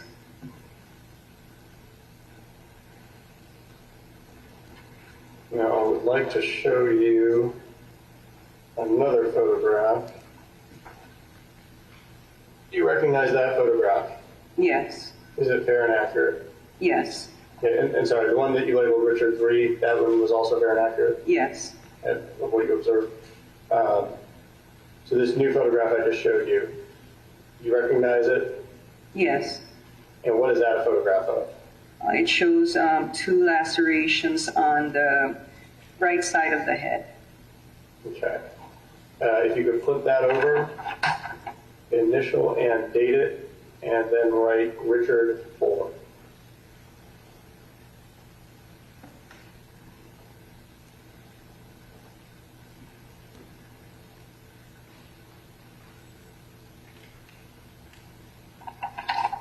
Okay, so this photograph that we've labeled Richard 4, there's a ruler in it. Yes. And can you orient us to what we're looking at in that photograph with respect to the ruler? Where would the ruler be on his head? So this is looking at the right side of the head. The ruler would be like where the ear is, and the top of the photo is like the top of the front of the face, because the lacerations are here on this side, and the left side of the photo would be the top of the head, and the right side of the photo would be somewhere like the eye area or the cheek area. Okay. And that photograph that we've labeled Richard 4 fairly accurately depicts the two lacerations you're talking about on the right side of the face? Yes. Okay.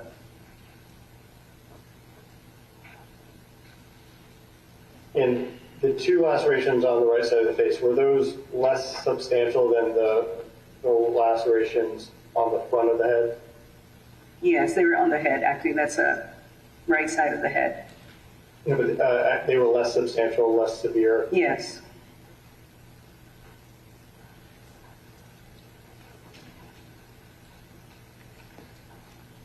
I'm showing you another photograph.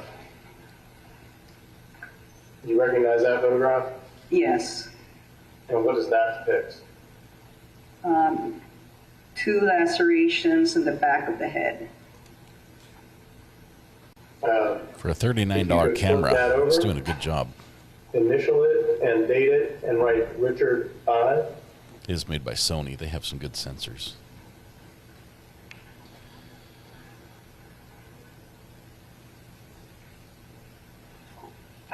And does that photograph fairly accurately depict the injury that you observed to the back of Richard's head?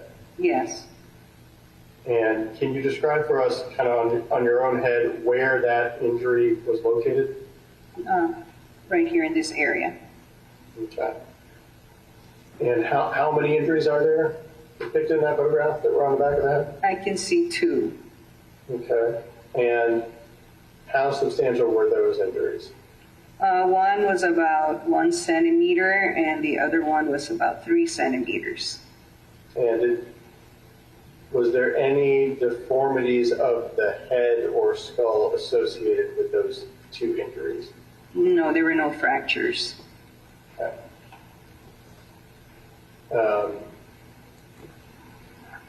So in terms of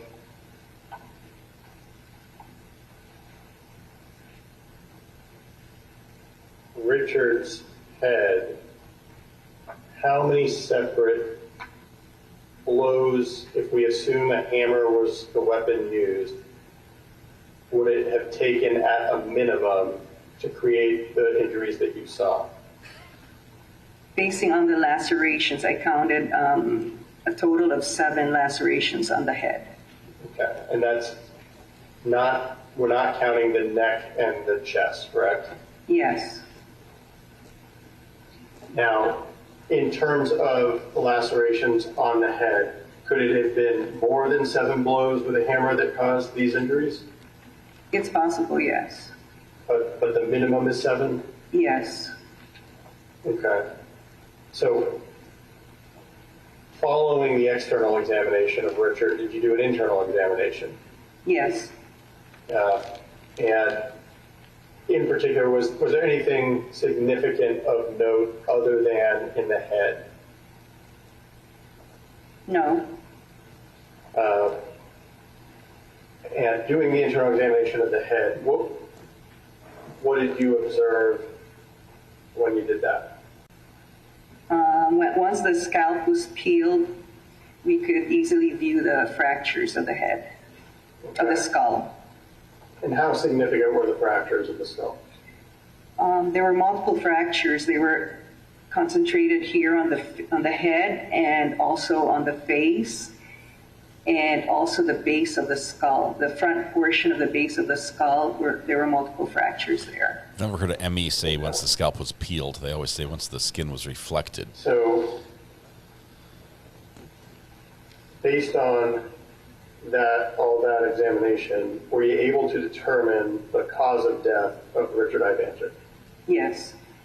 What did you determine the cause of death was? Blunt head trauma. So, can you explain to us how suffering the injuries that you just went over will lead to a person's death? With blunt head trauma, you would have injuries to you may have lacerations which could cause bleeding externally. The scalp is very vascular, so that could bleed easily. And after the lacerations, you may have fractures of the skull.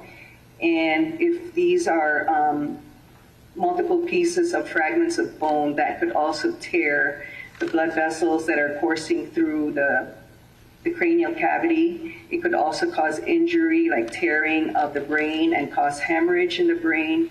It could cause, hemorrhage in the covering, the dura mater, so you would have subdural hemorrhage.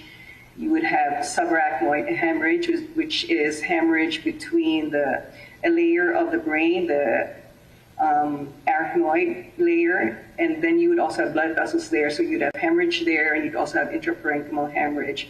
So you all have all these hemorrhages, which can cause decrease in oxygen delivery to the brain, which the brain needs to function, and then cell death and eventually die. Okay, and suffering these kinds of blows, ultimately leading to death, if someone suffers all these blows, would they die immediately, or would it take a period of time? Depends how strong the initial blows would be. Probably not immediately. It could take maybe minutes, or it could take hours. It just depends. Okay. Is there any way for you to tell that looking at the body when you did? No. Also, and I guess worth addressing with Richard, when you're able to examine the body, are you able to come up with an exact time of death? No. Are you able to say that this person has been dead for more than a certain number of days? Yes. And what would you say, more than how many days? It's hard to say. It could be a week or two. It just depends on the condition of the home at that time. Okay, but is conducting an autopsy and determining when the person may have died, is it like it is on TV where the doctor will come out and say, this person died on exactly June 13th at 3:05 p.m. and 7 seconds? No, you wouldn't be able to say that. Okay.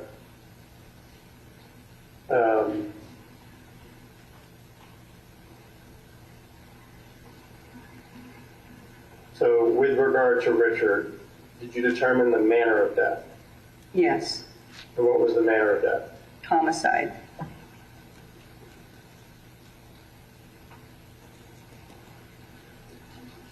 Okay, I want to turn your attention then to the body that was in the master bathroom that you observed, the woman. And we're going to call this Laura. Now, when you had an opportunity to observe the body in the master bathroom, was this person also partially wrapped in a carpet with like a red towel on top? Yes. And was Laura also brought back to your office, in the medical examiner's office, in the morgue? Yes. And did you also conduct an autopsy on Laura on January 3rd of 2019? Yes. And did you go about doing that autopsy in the same manner that you described for Richard? Yes. So you started with the external examination? Yes. So with regard to Laura, aside from the head, was there anything notable about her body aside from the head? No. No injuries that you saw other than the head? None. Okay. And how about Laura's head? What did you observe? She had lacerations in the back of her head and fractures. Okay. And could you describe those injuries for us? She had about 5 lacerations in the back of the head, and I was able to see a well, there was a depressed area in the right side of the head, and that was due to fractures of the skull, the bones in that area. And she also had another fracture somewhere in the base of the skull. Okay. Now I want to show you a photograph. Can you look at that for me, if you recognize it? Yes. And is that an accurate depiction of what you observed on the back of Laura's head? Yes. Could you please flip that over and initial and date it and write Laura 1. So this was recorded when it was first done. It's a deposition, but it's being played in real time in court. Unfortunately, cannot fast forward that. And so can you painfully please slow. describe, is this a fair and accurate representation of what you observed? Yes. Can you please describe what we're looking at in this photograph? We're looking at the back of her head, and the ruler's like right below one of the lacerations. And then on the right side of her head, you can also see a large laceration, and you can see that it looks like, it's depressed, and the skull is fractured in that area. Okay, and when you say depressed, can you give us some context to what that means? Depressed means it's like a concavity on the skull. It's not like rounded, but looks cup-shaped. Okay. Kind of like the Death Star? What's a Death Star? Never mind. Did he just make a Star Wars reference, kind of like the Death Star? And then laugh? the right side of that photograph would be Laura's right And side. laugh and about the left side of that photograph would the be Laura's victim's- left side. Yes. Was that the worst timing of a joke ever? Now, these injuries, could they have been caused by a hammer? Yes. If we were to assume that they were caused by a hammer, how many blows would it have taken at a minimum to produce the injuries that you observed? She had about 5 lacerations, so at least 5 blows. Okay. And it could have been more than 5 if one area was hit in the same manner over and over again? Yes. Okay. Following your external examination with Laura, did you do an internal examination? Yes.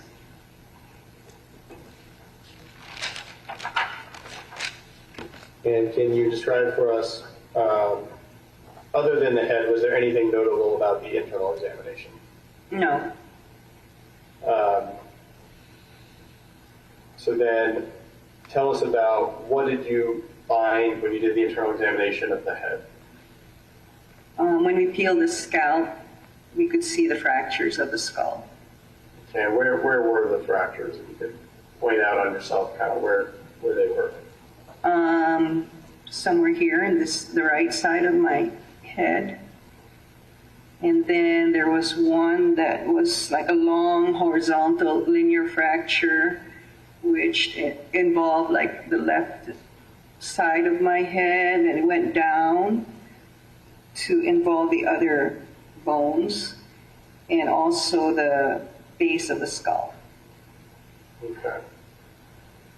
Now I'm going to show you another photograph. You recognize this photograph? Yes.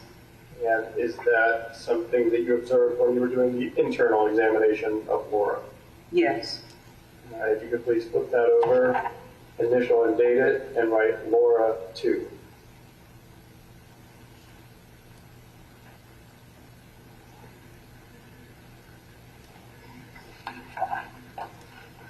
Can you explain to us what are we looking at in that photograph that we've now labeled Laura 2?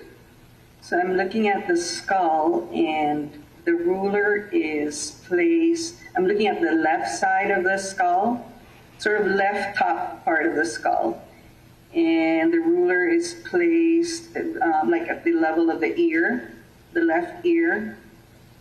Above the ruler, you can see the fracture that, extends from the side of the head, and then it goes to the back. and you can't see it in this photo, but it extends to the right side of the skull. Okay.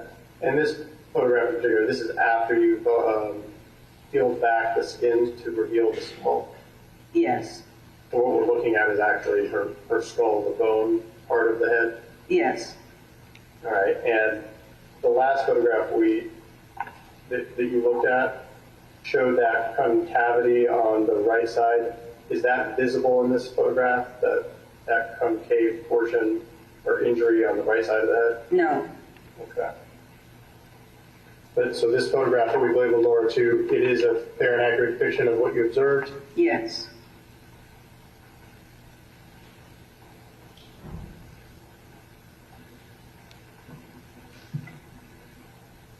Now, having done those examinations, were you able to determine the cause of death of Laura Ivanchik? Yes. And what was the cause of death for Laura Ivanchik? Blunt head trauma. And were you able to determine the manner of death for Laura Ivanchik? Yes. And what was the manner of death? Homicide. Okay, that's 2 of the 3. We have one more to go. I want to turn your attention briefly back to Richard. A couple of questions I realized I forgot to ask. Did you do any x-rays of Richard? Yes, we did. Did you observe any evidence of prior surgical procedures or medical procedures you may have had in the past prior to death? Yes. Objection relevance? Yes.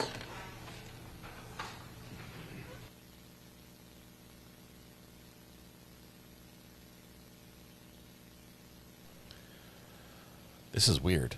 This is a taped depo, and they're treating the objections as a live objection.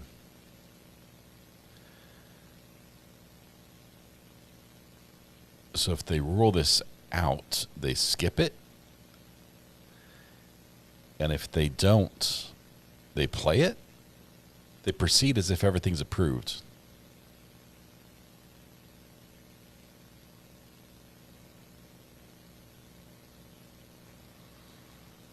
Got a few cameras on him.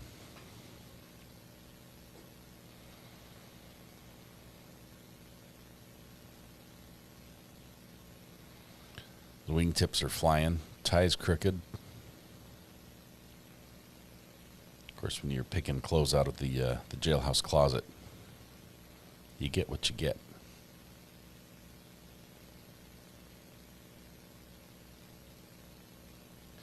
Now, I think the objection was taped. The approach is real time.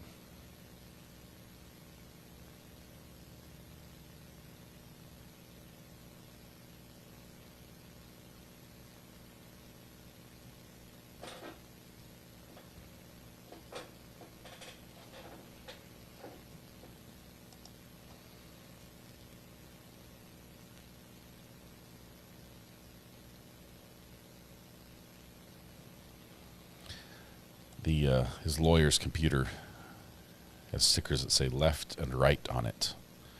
If you look at the cover, next time you see her computer, it says left and right. I guess it helps her remember. I don't know.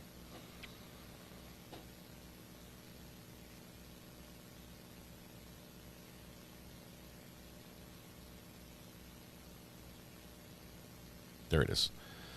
Left and right. See the left right here? Right there.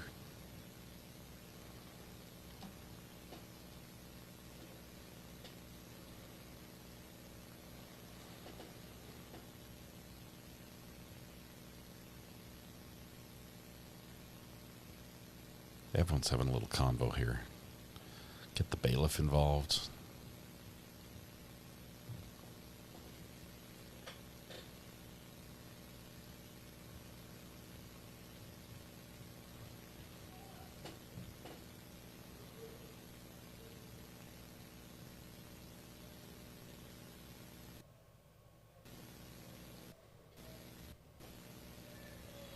Still don't know what book he has on his desk. He has all the paper towels, though. Somebody raided the dispenser and took the whole stack. You're probably thinking that we have an alarm and there's some emergency. Well, it just so happens that the jail does this at noon every Friday. Why, I don't know. Maybe just to see if it works. Air raid siren going off. But right now we have a slight legal issue, so we're going to go ahead and give you a 10-minute break, and then when we're ready, we'll come back. We'll be able to finish with this witness within a reasonable time so you can get a decent lunch. If you really need a snack in the next 10 minutes, that's perfectly fine. All right, so we'll see you in 10 minutes. You would put your notepad face down on the chair. We have a slight legal issue. Let's let the jury go, and then we'll argue this out in front of the judge.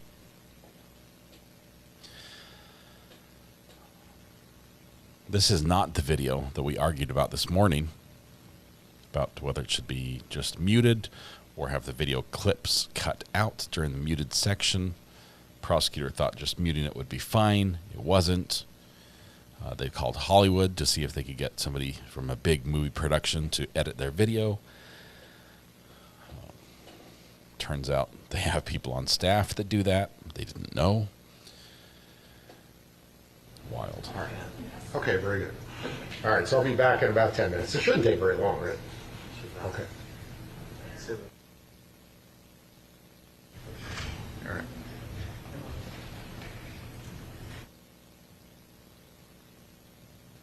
Okay, we're going to break for 10 minutes while he gets the video. I guess the judge ruled that that part's coming out, so they have to skip that part and move ahead. That air raid siren sound, the little town I live in has a volunteer fire department, and that is the way we get a hold of our fire department. So every time there's a call that comes in through dispatch, the air raid siren goes off. Day or night, doesn't matter. And the police department is right in the heart of downtown. So as visitors come and shop in our little town and check out little stores, if they're there for the first time, they get the daylight surprised out of them when the police scanner goes off because somebody has a fender bender down at the Piggly Wiggly, and the fire department has to respond. So that's always fun. All right. Mel, you've got like 9 minutes. 9 minutes. Make it a quick one. It helps if the water's cold. Of course, it's summer, so how cold does the water really get? Nicole Wise, member for 20 months. Oh, gee. All right, what device do you use to turn your TVs into a computer? My fiance is trying to convince me to get one. All right.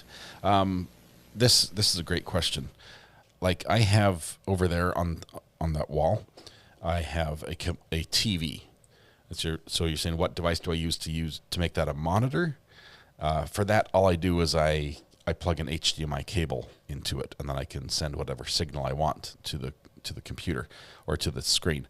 I actually don't run that as a computer. That's for my switcher right here. The ATEM switcher has an HDMI out, and I can control what's over there. I can say if I want to just see me, I can have me be over there. Or if I want to see all the boxes and all the information, or if I just want to see, super source or, just my view, I can set that up. The question, let me look at it again. Do you use to turn your TVs into computer? Now, if you want to bring a video signal into a computer, that's a little harder. Even though your laptops and your computers have an HDMI outlet on them, it's directional. The ones on most laptops and computers are to send a signal out to a screen or out to a projector. So you can't just connect it and expect video to go in the same way. For that, you need to have a converter like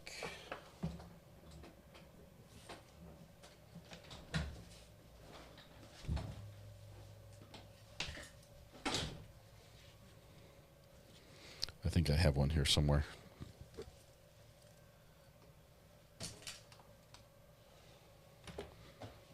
Found it. It was within arm's reach. I didn't even have to get up. Like this. This is made by Magewell. This is a little tiny plug where on one side it takes an HDMI input, and the other side has a USB cord that plugs into your computer, and that will take whatever's on your TV screen or your DVD player or whatever it is and put it in as a webcam source on your computer. Does that make sense? Or does that answer your question? And Nicole, congratulations on 20 months. And who said I was going to be talking for 5 minutes? Who was that? Let's see.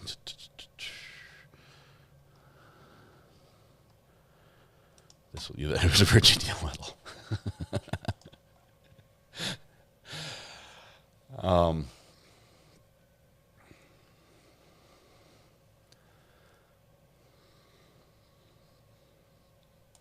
He said there's a little box we can get and a wireless keyboard and a TV can be a computer. Yeah, that's basically just a CPU, like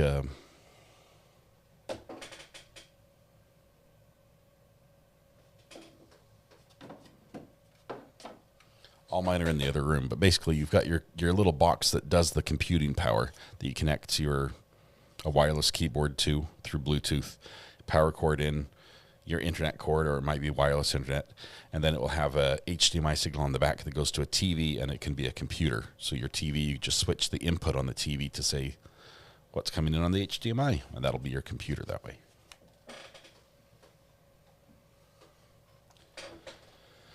Raspberry Pi, I've got a couple of those, a couple of mini computers.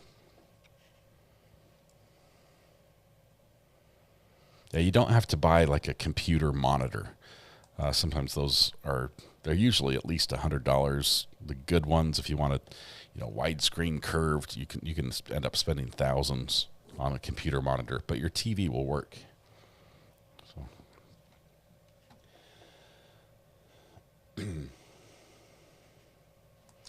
3 killed in sheriff training facility in L.A. Ooh.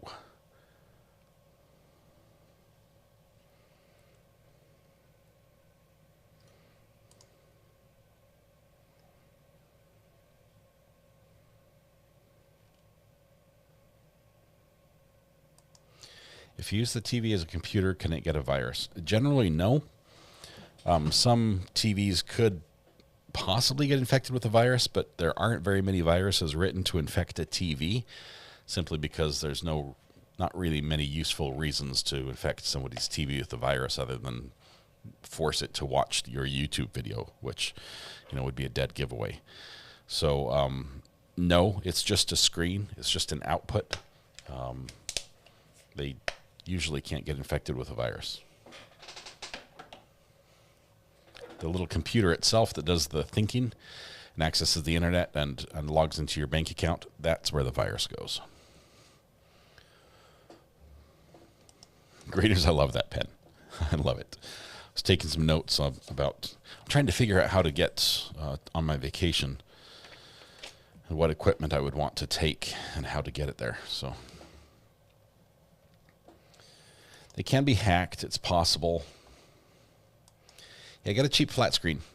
It's great. Best Buy runs specials like this monitor I have right here. I believe it's only, I think it's 1080p. It's not a 4K monitor. 1080p, I got it at Best Buy, I think, for $69. And it's a 23-inch, I think.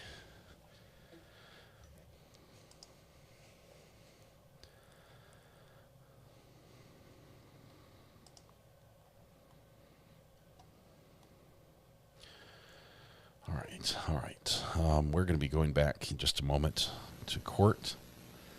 Break's almost over. Crochet It Ain't So. Thank you for the super sticker. Love the cat. Thank you.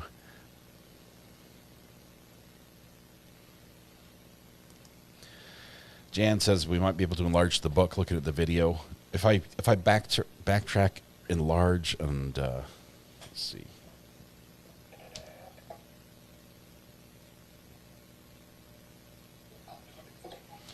Give me just a second. Let me see if I can zoom in.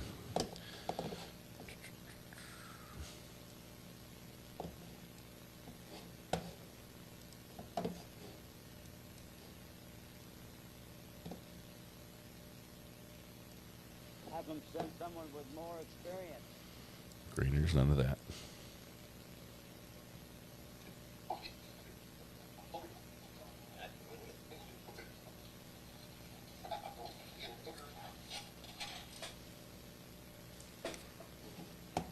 I was going to make a short out of this.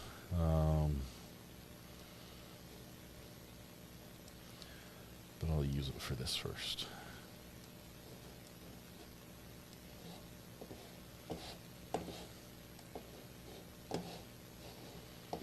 Where did my mouse go? Oh, there it is.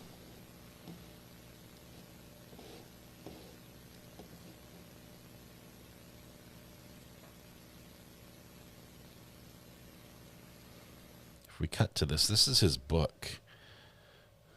It's hard to... Okay, we've got a few letters we might be able to see. Let's hurry and rotate this really quickly. Flip it upside down. On second thought, I'm going to do this so you don't get sick.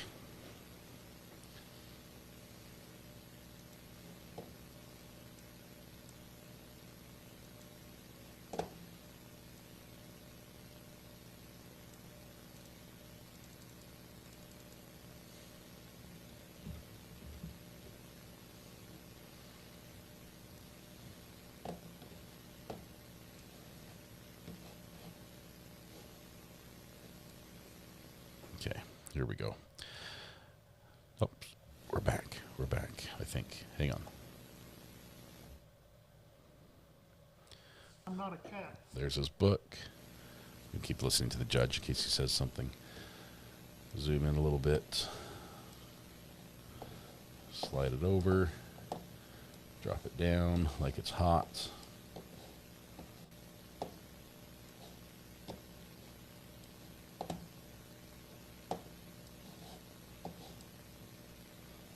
There in the center of the screen.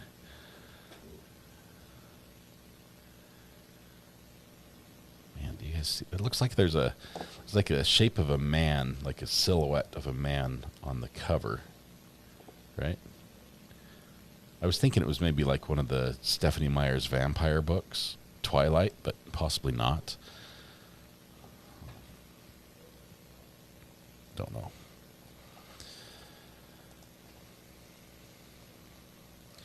Last word seems to be healing.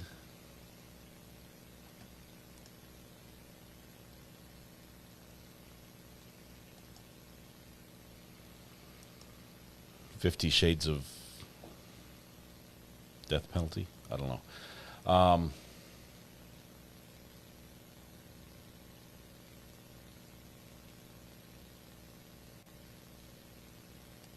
Mama of 3. Thank you very much. Been waiting for that. You don't want to miss it.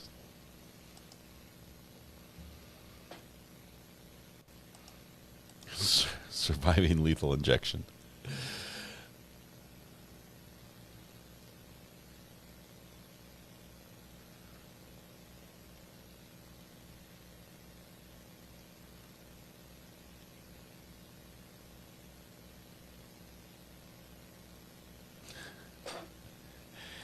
Amber's seeing our book suggestions and saying, whoa, not that one, not that one.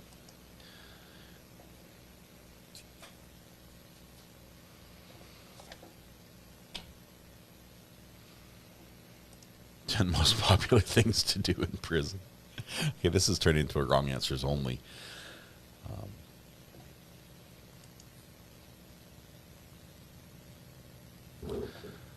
Are you strong enough to clean up a murder?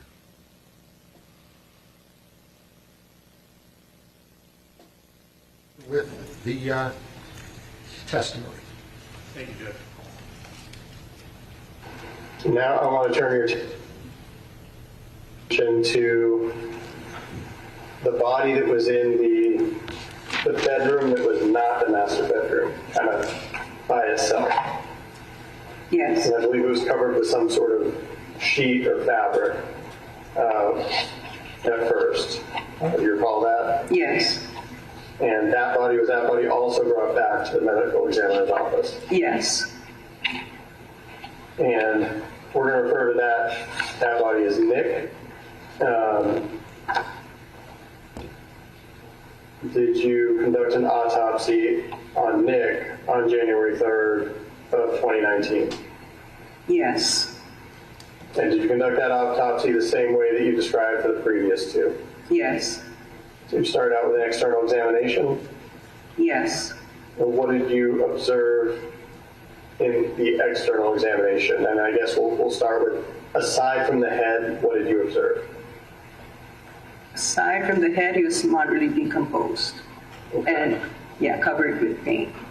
Okay. Any injuries of note anywhere but the head? No. Okay. So now let's turn our attention to the head. What did you observe in the external examination of the head? He had multiple lacerations on the,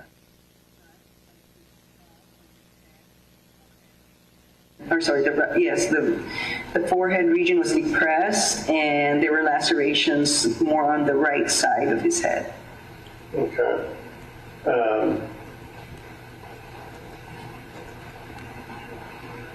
And can you describe for us how big were those lacerations?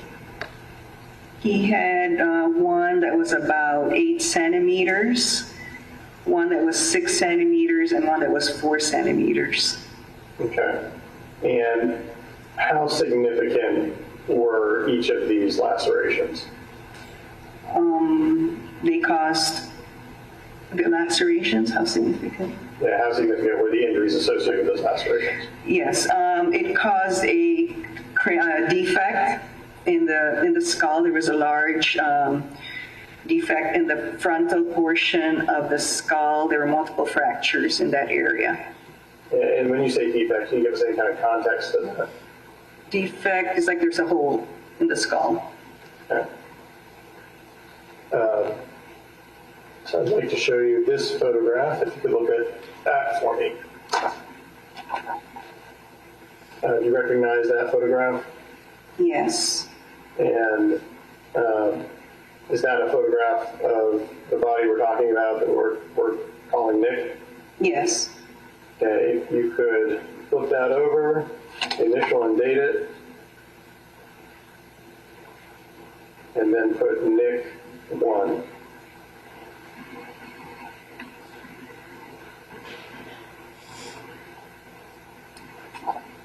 And because there's a rule of this photograph as well. Yes. Could you orient us to what we're seeing in this photograph? So we're looking at the right side of the head, and you can see these large holes, oval-shaped holes. These are the lacerations on the right side of the head. Okay, and where the ruler is on the left side of the photograph, is that the top of Nick's right ear? Yes, in that area. Okay, and I guess we'll sort of call it the right side of that ruler, towards the right of the photograph, does it kind of cover up where his eye and his nose would be? Yes. Okay. And does this photograph fairly and accurately depict what you observed? Yes.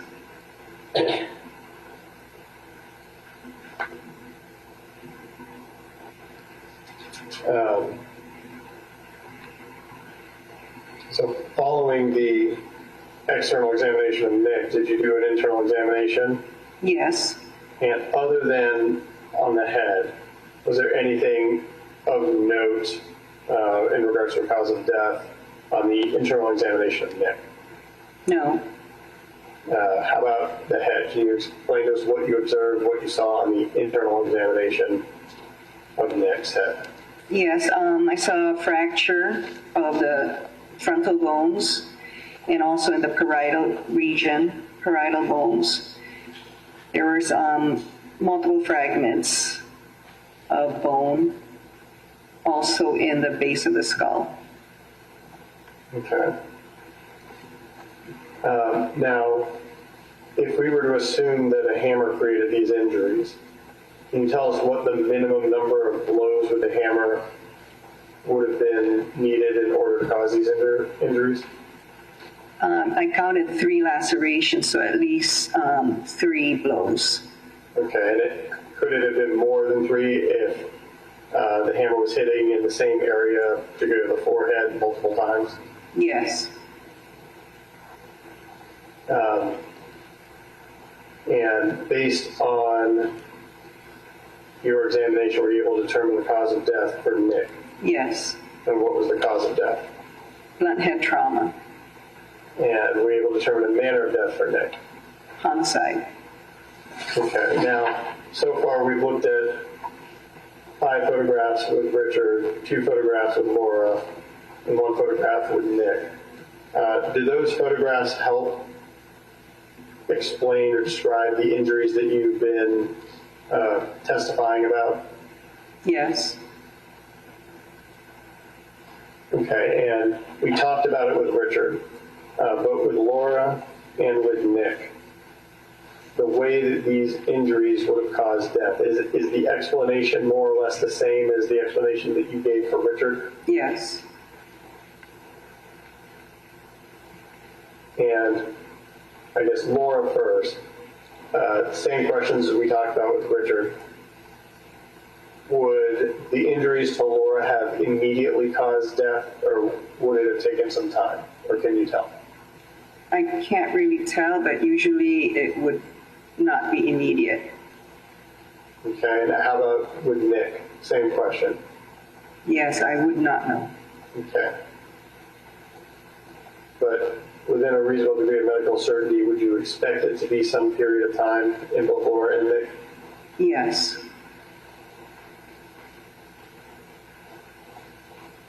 Okay.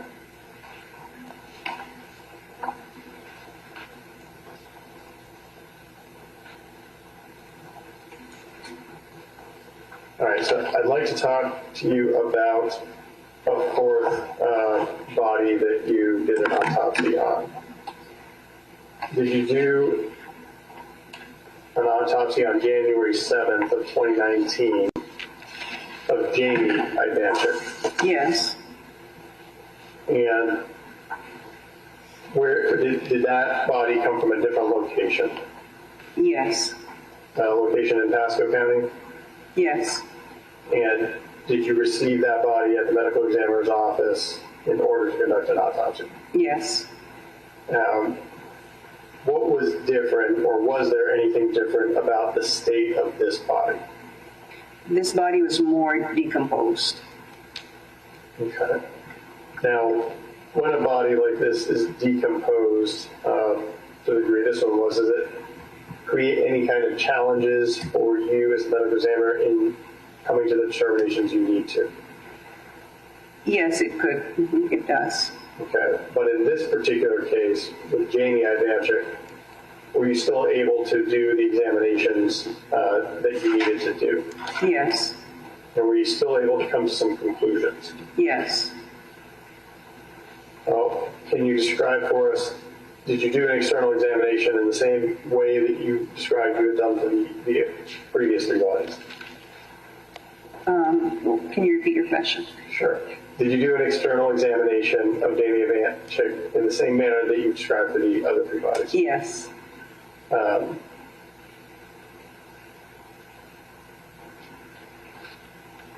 actually, how much did this body weigh? Body weight 80 pounds. Okay, now, the body weighing 80 pounds, would we expect that Jamie Ayden would have weighed 80 pounds when she was alive? I don't know what her weight was back then, but 80 pounds is not a lot. Okay, and when a body is decomposing, does it tend to lose weight? Yes.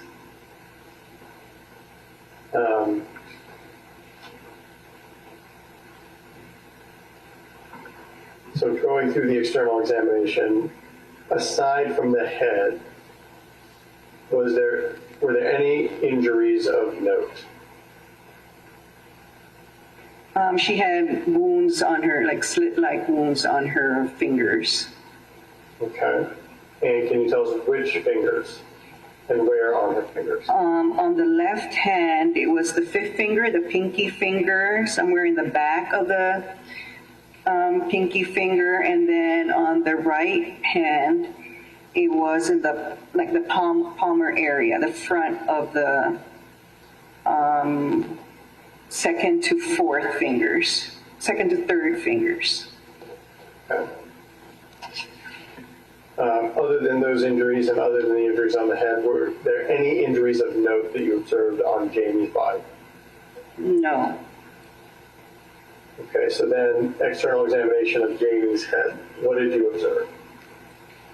I saw multiple lacerations on the right and left sides of her head, and there were depressed areas on the sides of her head.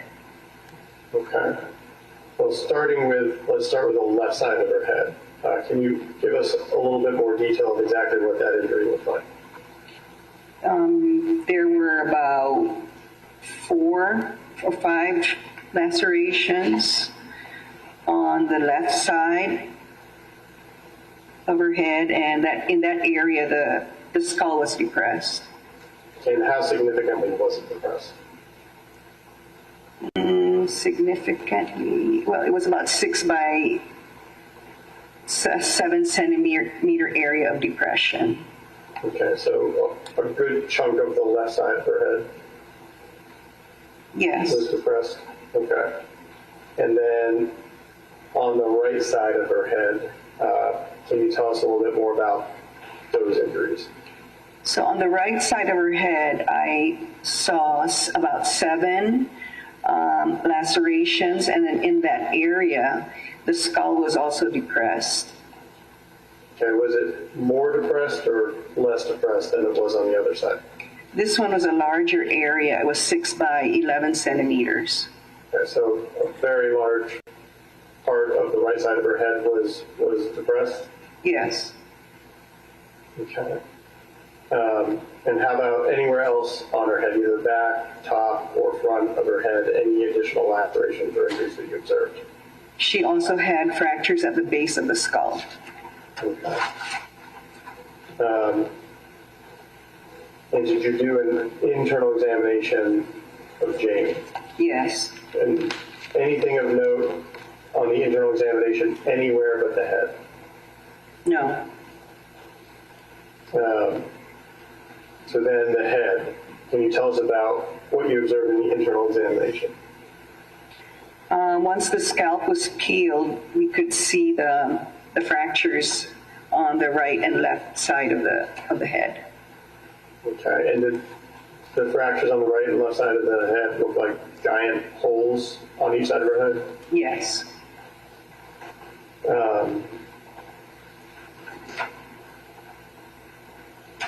Now, in regards to these injuries to Jamie's head, if we were to assume that they were caused by a hammer, what is the minimum number of injuries that Jamie would have suffered to her head? On the right side, since I counted five lacerations, sorry, on the right side there were 7 lacerations, so at least 7 blows to the head. And how about the left side?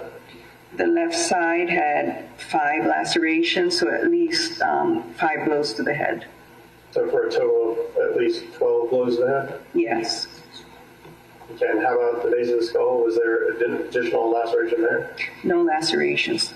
And was that a fracture that was a result of the other lacerations? Yes. Okay. And so the blows that Jamie would have suffered, if we assume a hammer, would have been a minimum of 12. Could it have been more than 12 blows to the head? Yes. Okay. And with Jamie, were you able to determine a cause of death? Yes. And what was the cause of death? Blunt head trauma. And were you able to determine a manner of death with Jamie? Yes. And what was the manner of death? Homicide. Okay.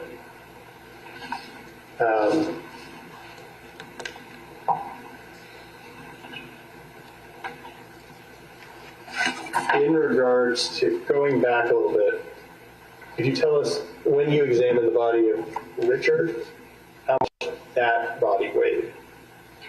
He weighed 210 pounds. And how much did the body of Laura weigh? Laura weighed 110 pounds. And how much did the body of Nick weigh? 90 pounds.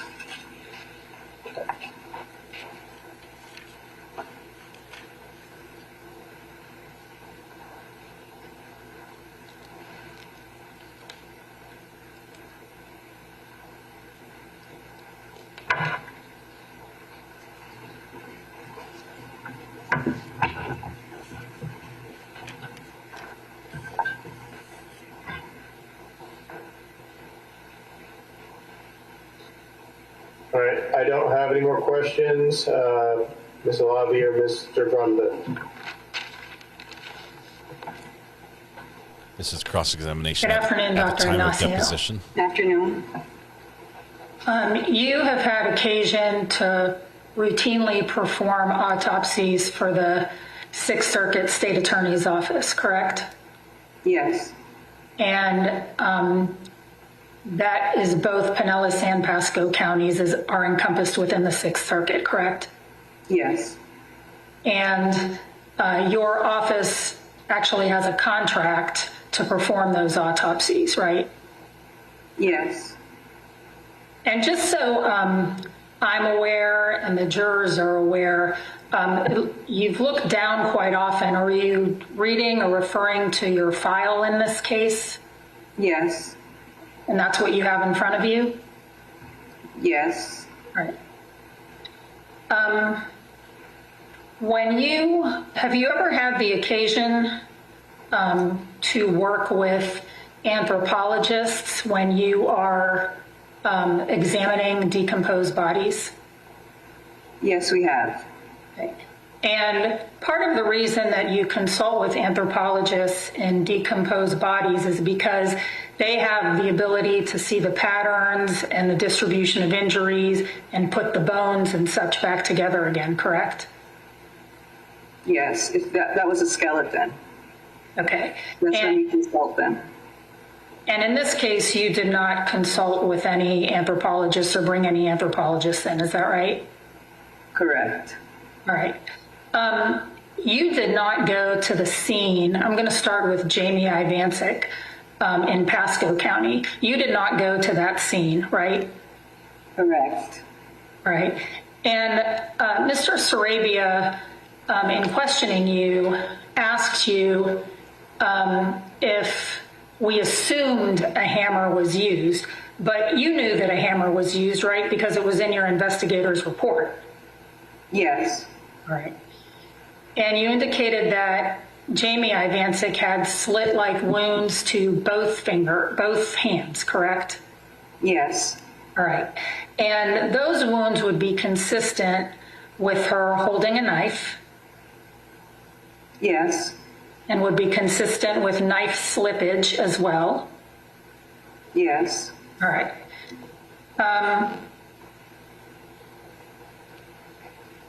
All right, so let's go to the other 3 bodies that you examined. One of the things that you used self-defense to inform your decision in this case regarding blunt force trauma or loss of consciousness was a medical legal book by, I believe, Spitz and Warren. Is that correct? Yes. All right. And you used the 4th edition of that book? Yes. Okay. And were you aware that the 5th edition that came out in 2020 included new content on trauma and wound analysis? No. One of the other things that you consulted, so to speak, at the behest of the state was one of the things you did was research on Google, correct? Yes. All right. And you did that after you met with them, right? Yes, I think so. And because they had questions about whether you evaluated loss of consciousness, right? Yeah, yes. Because up to that time you had not. Yes. Okay. And then again, as it applies to these three bodies, you had already known it was a hammer. You didn't need to be told that. I mean, you didn't need to assume that today because you knew from the investigator's notes, right? Yes. Now, you cannot give an opinion. Let's talk about, well, just about all three of them. You cannot give an opinion at all as to the order of injuries as to any of these bodies. Which injury came first on any of these bodies, is that correct? Yes. And that has nothing to do with decomposition, right? Whether they're decomposed or not decomposed, you couldn't tell either way what the order of injuries would be. Yes. Now, excuse me.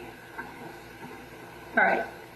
You would agree with me that consciousness means that a person is not aware and a person is not feeling pain, right? Yeah, so they're not aware. They're I'm almost not unresponsive. aware. I'm almost non-responsive myself. And that they're not feeling any pain. Is that right? No pain. I don't really know. Maybe not. Do you remember giving a deposition in this case on April 14th of 2021? Yes. Do you have a copy of that deposition? Yes.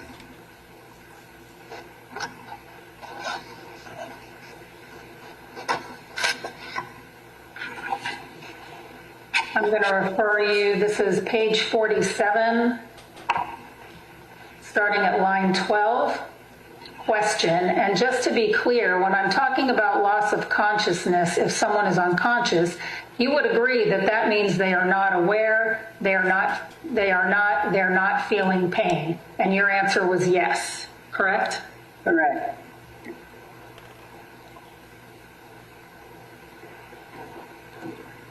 Now, as to Nicholas Ivancic,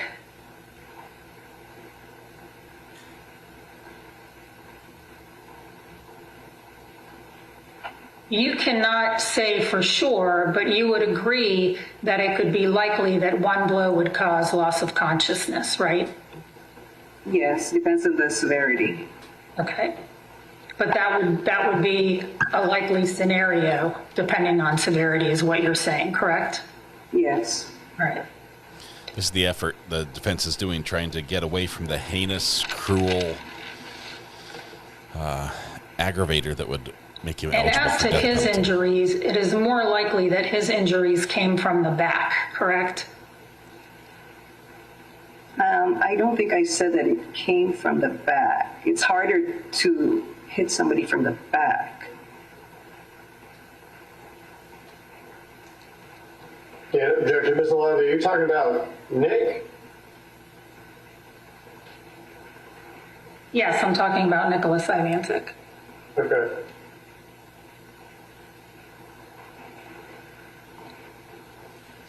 All right, again, I'm referring to the same deposition. This is page 23, line 12.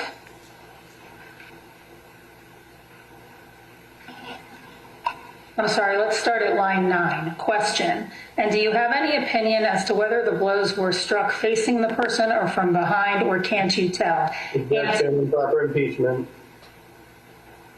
Answer, I can't tell. Question, they would be consistent with a strike from behind. Would that be accurate or not? And if you don't know, it's okay. Yes, I don't know. I mean, it would be difficult to imagine somebody striking and hitting the front from the back, but it can happen. But I think it would be more from the back.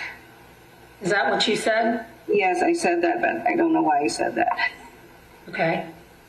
I don't know why I said that. And Nicholas Ivancic had no defensive wounds, right? Correct. Right. Now, going to Richard Ivancic, the same questions I have about him.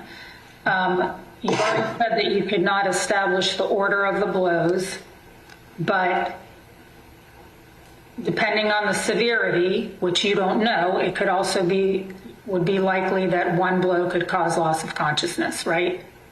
Yes. And there were no defensive wounds on Mr. Ivancic? Yes. On Richard Ivancic, I'm sorry. Yes. Correct? And as to Laura Ivancic, her injuries were to the back part of her head? Yes. Right. And the same questions I ask you about loss of consciousness as to Nicholas and Richard, that depending on the severity, which you don't know, one blow would likely cause the loss of consciousness, correct? Yes. Right. And there were no defensive wounds on her? None.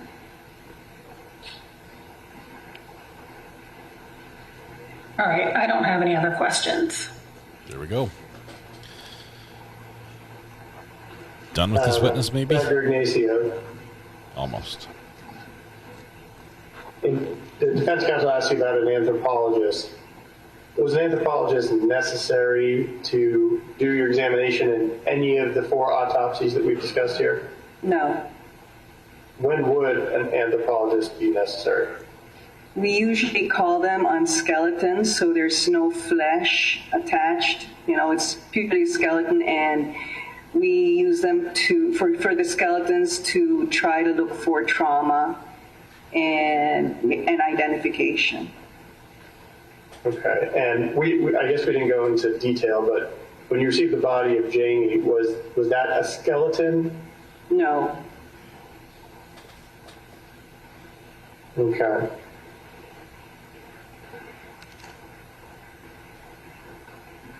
And we talked about I thought he testified that assuming dad that the didn't blows die were caused by a hammer. Were all the blows that we discussed in that manner, were they consistent with being from a hammer? Yes.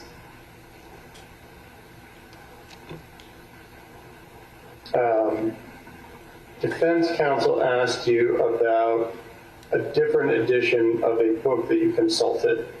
That book, did that have to do with timing of loss of consciousness, or the issue that you were asked to look at have to do with timing and loss of consciousness? I don't remember. Okay.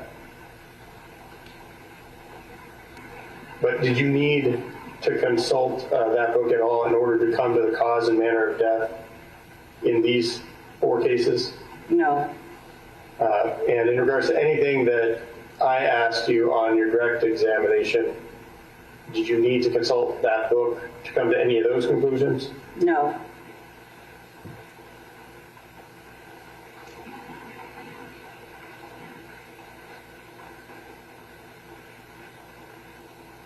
And defense counsel asked you about a statement that you made in the deposition regarding Nick and whether blows came from the back or the front. And to be clear, to reacquaint ourselves, Nick had substantial blows to the forehead at that particular body. Is that correct? Objection, counsel testifying. That's the body we're talking about, Nick? Yes. Okay. And I believe in that statement, you even said that it was hard to imagine that it came from the back, but then did you misspeak in saying that it would have come from the back? Yes, I think so. Okay.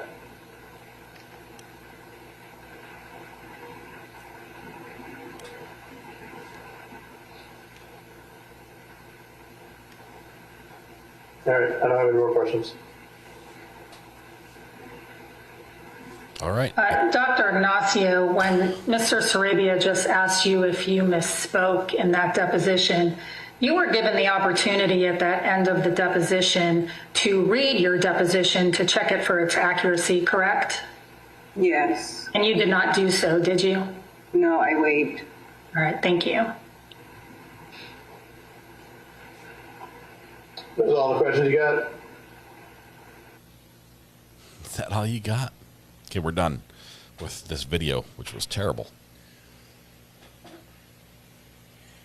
Back in court. As to conclude the deposition to perpetuate, we would ask to move some exhibits into evidence. You may. This is expected to continue on Monday. We've got something to watch before we leave if they're done here. Any objection? Subject to previous objection, Your Honor. You're admitted. You may. As I said before, members of the jury, you can look at these now, and you will be able to take these back with you when you deliberate at the close of the case. So this is in your last opportunity.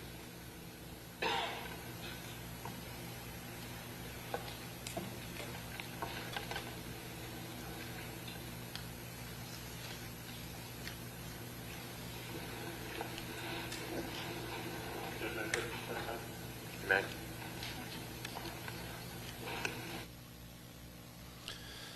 Quick sidebar.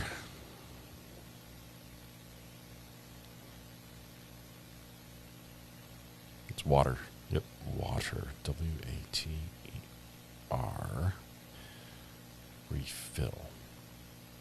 Making a wish list. Fruit punch mix.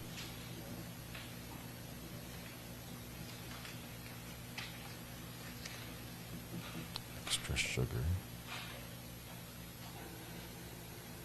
Chicken nuggets. Should underline that one.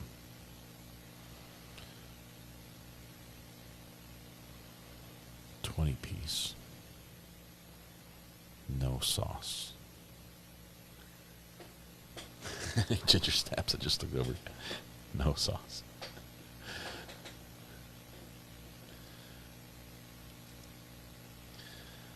Tony, the last part was a little bit slow. We just had Emmy testimony. Yep, there's his wish list. If you could get me that for lunch, that would be great, he says. Because I'm out of water. Gonna look right into our souls for a minute.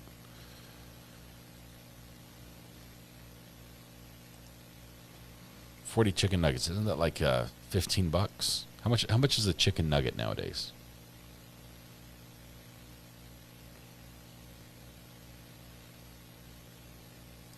Don't forget Domino's with pineapple topping. And fries, extra large fry. I'm bulking up.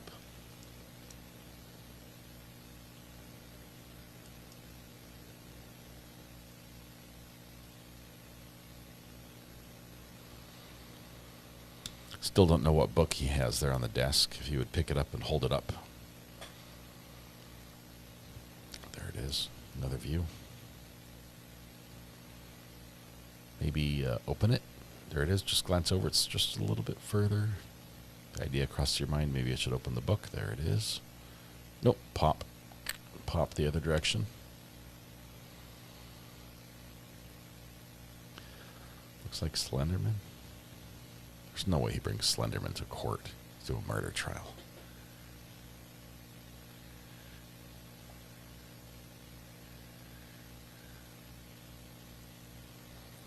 The cover, it's probably got the size to be the Bible.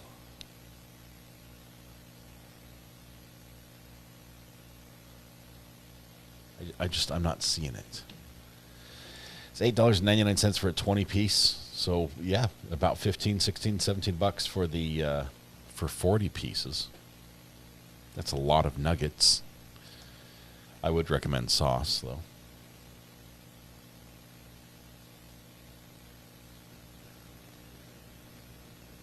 John Grisham, the innocent man.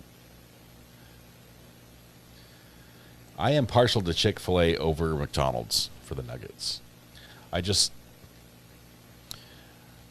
Generally, when I eat chicken, I prefer it not have been through a blender.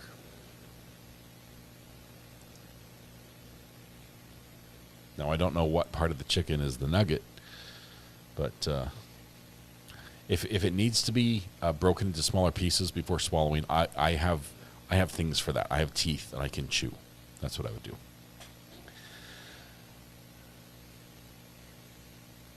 It's Corey Richard's new book. Walk the Dog by Corey Richins. It's the part of the chicken where Legally Blonde keeps her pencil. Oh, man. Oh, there's the book. Just opening to a random page. That's indication of the Bible.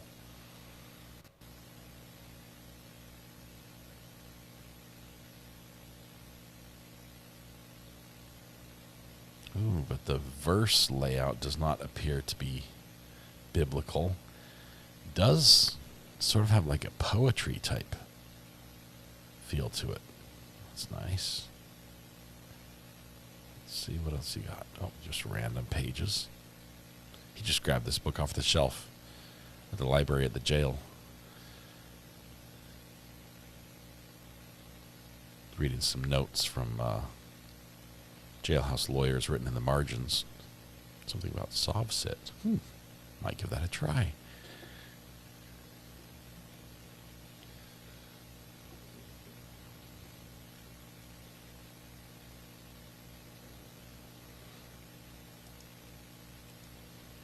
Hold it up. Hold it up so we can see the cover.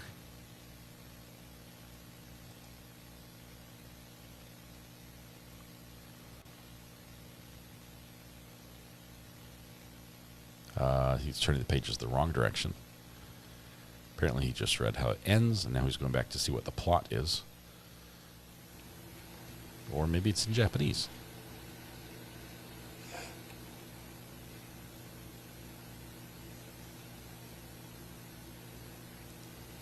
Amber, I did see that. That was wild.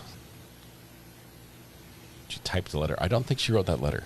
I mean, she might have inspired parts of it, but it did not have her voice in it.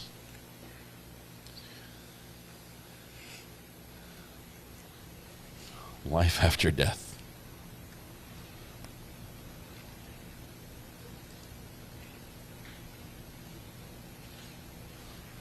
Reading backwards, the plot thickens.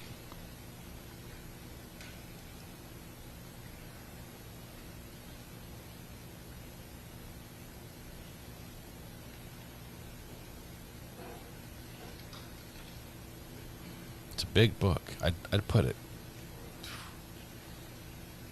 what, over 400 pages, maybe even as many as 500 to nearly 600. The art, great art. I'm gonna take that off the screen.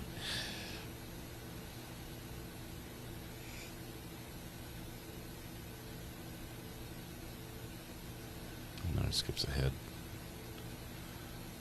He's like, good book. 4 out of 5 stars. Would recommend.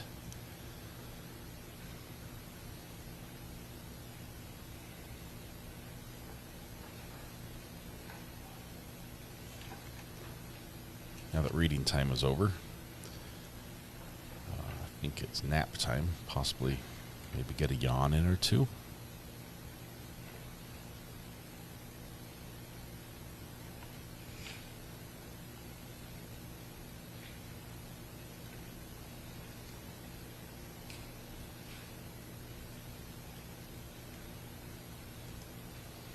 Brown Barn stood up and got close to the TV, peeking down from the top to read the book title. What did you see, Brown Barn? What did you see the cover?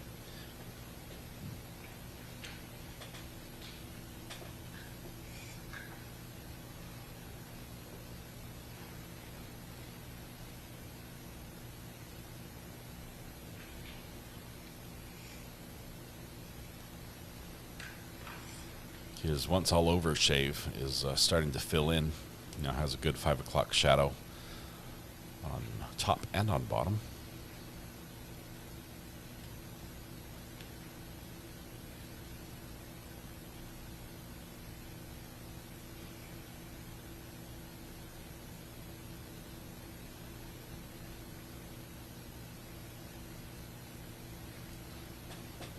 We believe there's a sidebar going on right now, but we're not absolutely sure.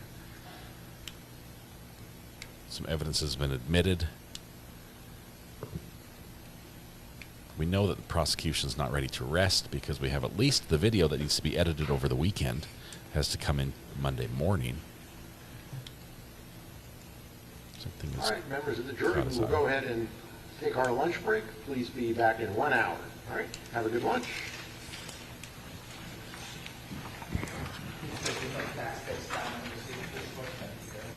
I'll have what they're having, he says. That would be fine. Axiom Technologies, not a sponsor. It's the body cam, chest-worn body cam that the officer has. All right. The Green Mile by Stephen King. Is that the actual book? Is that like a solid answer? Because he might pick it up. I don't want to cut away because he might pick it up and walk out of the courtroom and do a little reading. Well, he's in a holding cell. Should we break for lunch? I believe Mr. Rosario has completed some copies, so I would like to burn them and give them to the defense so they can check them over lunch so we can determine if there's any other problems. Mr. Rosario. That'll take me a good 10, 20 minutes, so I just... Here's what I would suggest. It's going to take 20 minutes. Last night we waited for half an hour for that. We can rush, do our lunch, and rush back. And we can be back here in 30 minutes. Yesterday it took us about 30 minutes to get there and come back. Otherwise, we're going to be here and we're not going to get lunch. So that would be my suggestion. Then we can review it. All right, so just everybody be quick in the courtroom or somewhere else and meet in 30 minutes? I can call Mr. Sarabia as soon as I get back and we can handle it. I've already got my order into McDonald's. To be fair, I haven't seen, I was doing my best to communicate with Mr. Rosario, the things we discussed, so I have not seen them either. But we're 1 o'clock on Friday. My ability to do anything beyond that is vastly diminished. All right, well, hopefully everything works out with Mr. Rosario and you don't really have to worry that much. You just have to worry about proper digestion by eating our food too quickly. So, all right, so we'll see you back in an hour, and you guys will see each other in half an hour. 7 o'clock in recess for an hour till the 5 o'clock. Sir, can I come back in a half hour or an hour? You're coming back in an hour. Okay, thank you. So are you.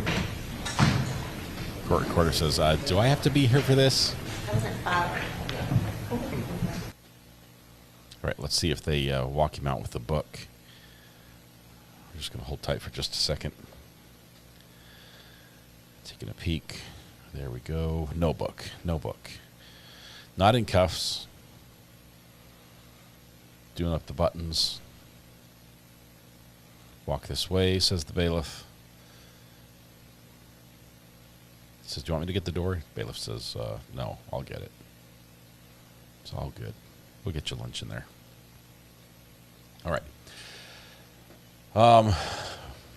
Sharkey, I'm so far behind on sound effects. I need to stop offering because right now I just don't think I'm going to even get it done ever. Let's see. We have something to watch. It's on. Stop this. Stop that. Let's go to channel. What are we on? 6.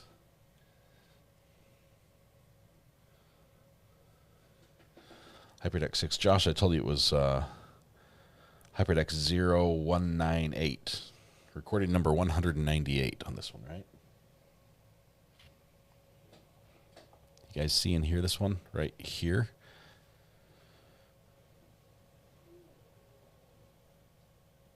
Let's roll tape. Streamed on YouTube to increase public access.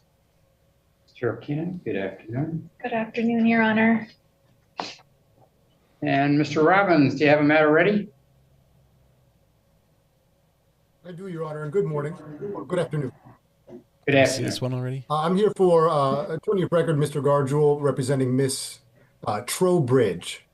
She's appearing today under 3.4. All right, thank you. Sarah Trowbridge. And are we keeping dates? Correct, Your Honor. We anticipate to resolve at the next date. All right. Confirmation is set for the 27th of August at 2 o'clock, and expect to see Ms. Trowbridge and Mr. Garjul or one of his high-powered assistants present in court on that date. Thank you, Your Honor. Have a good afternoon. You too, Mr. Robbins. Good to see you. You too. We're going to see somebody in the Peterson. courtroom here in just a minute. Good afternoon, Your Honor. How are you today? This lady, Excellent, thank you. Good. I've got one matter at Courtroom. I hope I'm pronouncing that right. It's on my screen name there, and I'm putting a Rule 3.4. All right. Hold on. Pause. Hello?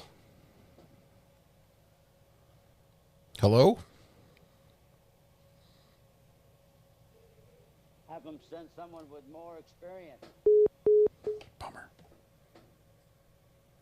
And what are we doing on the Kenai matter? Yes, Your Honor. So we had kind of discussed at the last hearing. We had waived arraignment on this, and so this trial date that was set was just kind of picked by the court. Unfortunately, I'm not available for that trial week. Additionally, my client does reside out of state, like way out of state, and so I was hoping to get a trial date, maybe a couple months out, so he can kind of plan accordingly, and also a little additional time for negotiations on this, if possible. And I did file a waiver of speedy trial.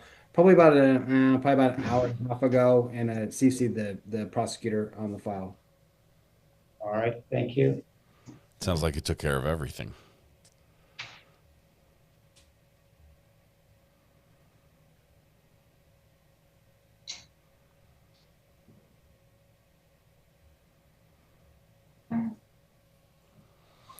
This lady in the back there on the bench. And today was the commencement date. You said you filed it this morning, Mr. Peterson, or this afternoon. You're muted, Mr. Peterson. Still muted. You're muted. Mr. Peterson, you're muted. I apologize. I actually picked October 1st. I did that so I could pick a date kind of a ways out. I didn't know what the court had available or what the date wanted to set. And so just in order to accommodate, to make sure there's plenty of time. And by the last name, is he in Russia or Ukraine, or where is he? Pennsylvania. I Almost think. the same. Halfway there. Almost the same. It's a few thousand miles. That's it. Russia, Ukraine, Pennsylvania, all those Eastern Bloc countries. Yeah. Except it's open. It's a read-only.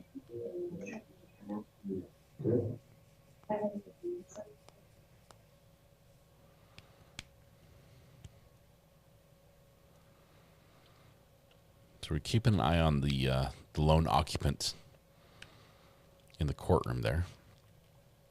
Okay. Mr. Arcana State have any objection to striking the current trial date, resetting a confirmation trial date? Your Honor, no objection at this time. All right, thank you. Ooh, that's one we don't. Noting the filing of a speedy trial waiver with the commencement date, you said, Mr. Peterson, October 1? Yes. I'll put this out longer than I normally would, just so that there's going to be sufficient time for Mr. Kanai to be able to make arrangements to come back from Pennsylvania. We have a little hearing that's going to be happening here. This happened yesterday. Josh picked it out for us. It's this lady with the red hair. I have no clue what's going to happen. I have not pre-watched this at all. She seems slightly impatient. Case was filed back in March.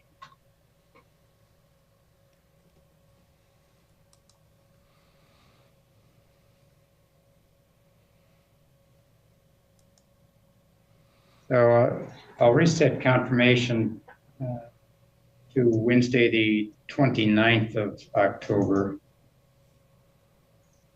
at 1:30. Okay. Thank you, Judge. Appreciate that. That was October 29th, Your Honor? Yes. Okay, thank you. He asked for October 1st. Trial on that matter, should it go to trial, would be Wednesday, the 5th of November. Okay. Thank you. Those dates work for you, Mr. Peterson? Yes, Your Honor. Thank you. Okay. All right. Have a good afternoon. You as well. Thank you.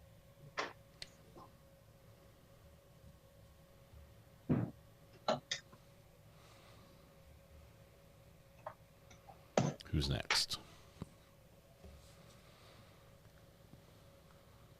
Ms. Breslaw, good afternoon. Good afternoon, Your Honor. You are here for? Bobby Fountain. All right. Bobby Joe Fountain. Bobby Joe, where are you at? And are we keeping next dates? Your Honor, I saw that there was an agreed motion to continue, but I didn't see one that was just if you're just filing one. So I apologize. I can get a speedy trial waiver to the court if the court does need one, or I can just explain to the court that I've been in good communication with my client, do have 3.4 authorization today, and do have authorization to waive speedy. Okay. The confirmation is currently set for the 13th of August with trial the 20th of August. So that's still a ways out there. So let's just keep those dates. And if you need to reset at that time, we can talk about it then. Perfect. Thank you so much, Your Honor. That was my only matter on for this afternoon. All right. So 13 August at 2:30 is the next court date. Perfect. Thank you. Thank you, Ms. Breslaw. And ma'am, you are, what's your name? Oh, Elizabeth. Elizabeth something. You said I was on. Nobody's here. I'm alone here by myself. So are you expecting anybody to be present with you? I thought they were all. Okay, well, let me check and see. But I have been the only one that's been here this whole time. Just You know how many times it was? Yeah, I'm just looking it up right now. Oh, Chris, welcome. You missed a spot, Chris. Just you probably know this already, but it's just right there, just under the chin. I think it was 8. Is that a reverse Van Damme?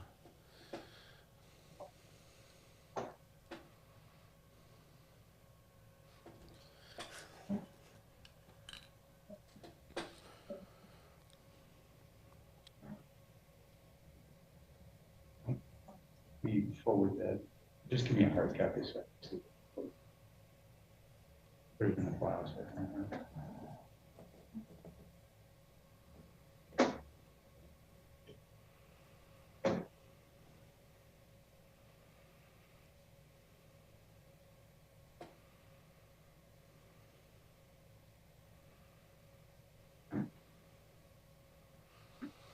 We're just waiting for him to find the case. I'm not sure what Chris is doing.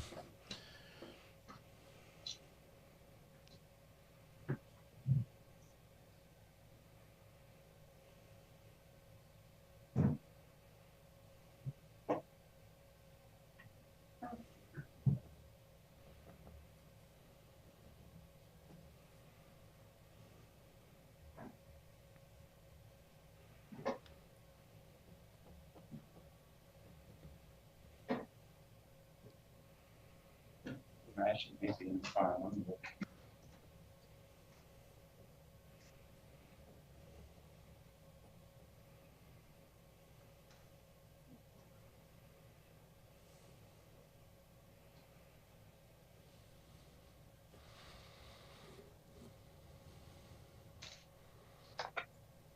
Josh, is the whole movie this quiet? The whole video this quiet? I'm expecting Chris to say something at some point.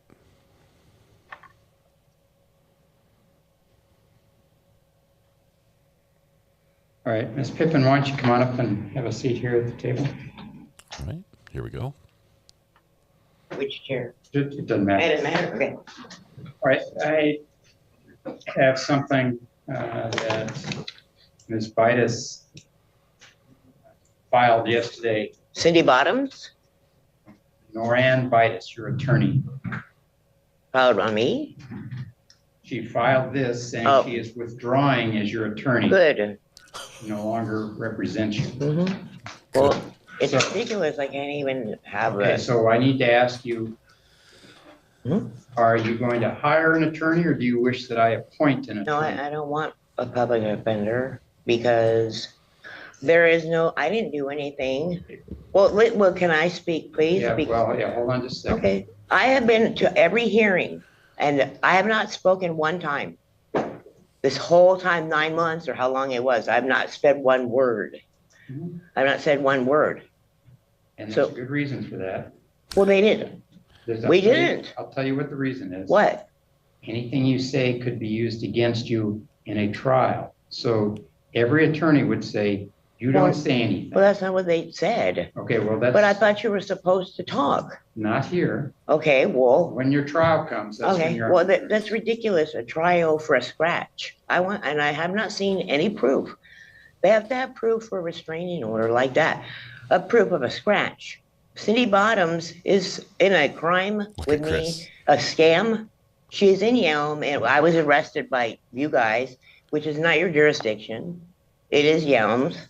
But I talked to the guy at Yelm the other day, and it's not your jurisdiction either. And so I just wanted to know how she gets, the judge that put this on me, how she gets that with a scratch, a 4. I've never talked to anybody against, and then also too, there has not been one time that I have always been polite, but Cindy isn't. You guys have that charge now, so you're going to have my house and you're going to have everything that goes with it, because I can't still go there. I can't still go there. Cindy Bottoms is a 30-time felon. I've never been arrested. Taxpayer to Washington State, 25 years. And I can't believe the way that I've been treated. It's ridiculous. You get nothing. I can't believe the police lie is bad. And the judge that was always seeing me in that one room, he did it too, because I want to see what you guys have on every time that I was here. I want to see what they wrote. Because I didn't say anything. And also the prosecuting attorney is a sheriff, and he has talked to me a lot when he's not supposed to, pretending he's somebody else. And I have been harassed mercifully by the police. Mercifully. Harassed.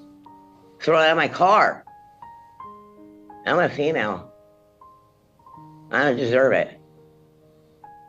This woman, Cindy Bottoms, is going to get about 8 charges from me today. And I don't want to know why the judge put a restraining order like that on me, because you have to have a lot of proof. And I still, to this day, I want to see proof, like today. I want to see proof. I didn't scratch her. We don't even know each other. I've been trying to call the district attorney for a long time, every time. They won't talk to you. Well, that's fine. Well, that's his loss. You're the defendant in a criminal. Well, but see, this is right, but I didn't do anything. This is all made up. Show me the proof. I haven't even, when I went to jail 5 days, well, I was beaten up by guards in the jail.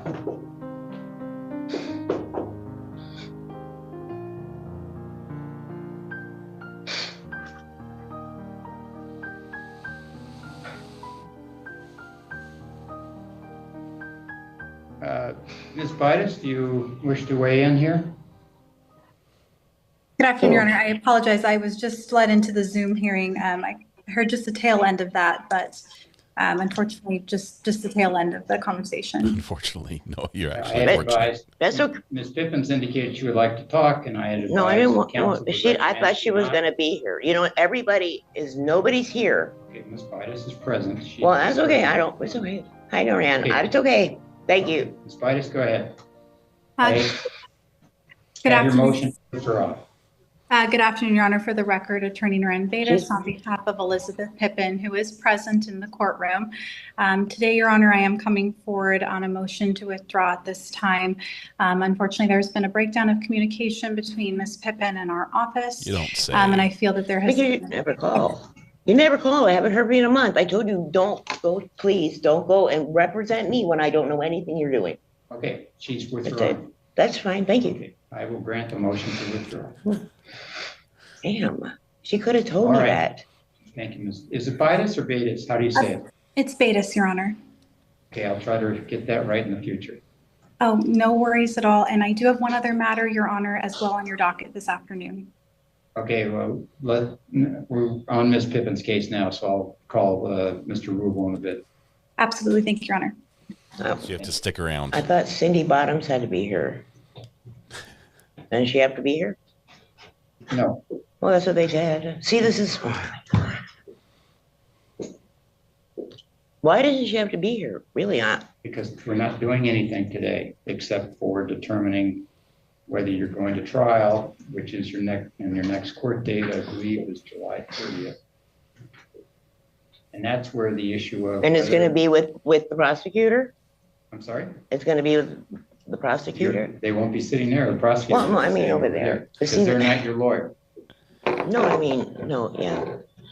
Okay. Not my lawyer. I just was asking. So, right now, Ms. Pippin, you are charged with the crime of assault 4th degree. I can't do anything about that. The charge has been filed. That's right. The prosecutor files That's fine. it. Please do the report and the prosecutor files. Right. Once it's filed, that's it. Okay, what can I ask you something, sir? So hold on. Oh, okay. Let me give you some information, then you can ask if there's a question after that. Okay, thank you. Right now, you have a trial scheduled for Wednesday, the 30th of July.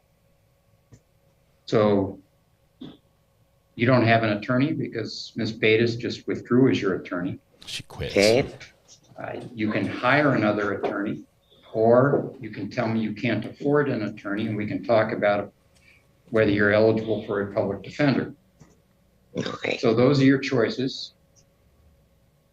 So what do you want to do by way of being represented by an attorney? Well, you can't just tell me now that you didn't do it and think that the charge is going away. I can't do anything. No, I didn't say that. I just wanted to see, because like I said, since I've been coming here, I've never talked to anybody. I've never spoke to a judge.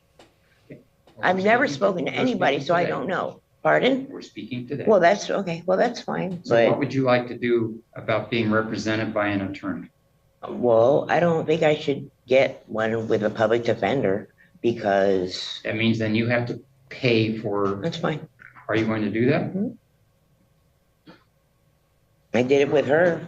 Okay. 10 grand. So you'll find your own attorney. You paid her 10 grand? But I can't. Can't do what? No, because why is it like next week? We have a week. I hired a lawyer already, so I didn't know that. So the lawyer you hired just withdrew. Well, why is the prosecution not here? Why, Ms. Terrakina? Well, why is she not saying? Why are you not? Because she's just listening right now. Oh, okay. It's not her job to tell you what to do. You're going to have to tell me what you want to do, and I've heard you say that you were going to hire an attorney. Well, I don't want a public defender. Okay, so your options are to hire an attorney. Okay, so seek an appointment of counsel. But I want to know. Okay, if it is when I ask you a question, can you like if I said it's not their jurisdiction? Yeah, I can't answer that for you. Well, I can. No, I can answer that for you. You can. It's not there. Well, but I'm not going to, because that's. Well, I know, but. Okay, we're going around in circles. But no, we're not. I just asked you one question. That's it. I just asked you a question. Do you have a police report? I would love to see it, because I've not seen that. Oh, I'm sorry. I've never seen it. Either have I. Okay. Well, this is a big deal to me. Of course it is. I'm 55 and I've never been arrested. I've never had a crime. Clean slate. You did 5 days in jail. This is a jail. huge deal. Huge. 5 days in jail. How do you get there? I think it starts with arrest. Maybe she means it's never been arrested. You just talk to me. Oh, you talk to you? Right now, you're not talking. You're just sitting there quiet. Okay, thank you. Can you give a police report? I do. Chris is like, can I go first? Can I be first?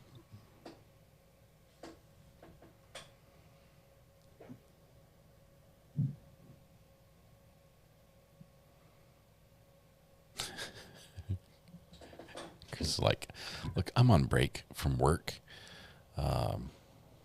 It's hot in the car. It's getting warmer.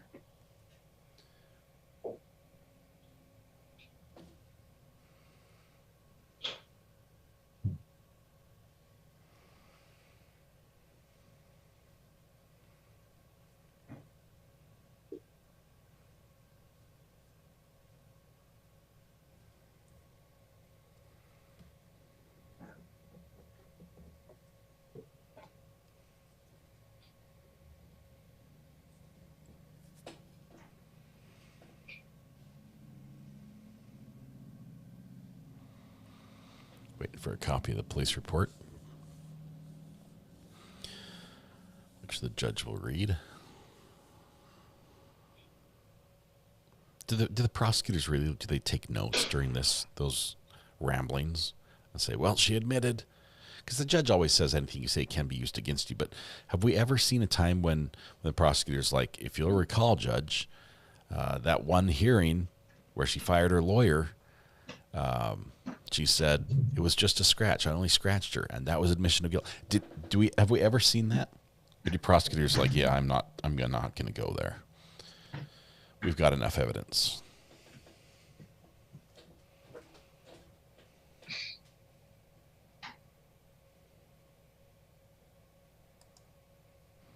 Okay, we're going to skip the part once she's done until we get to the part where she talks again.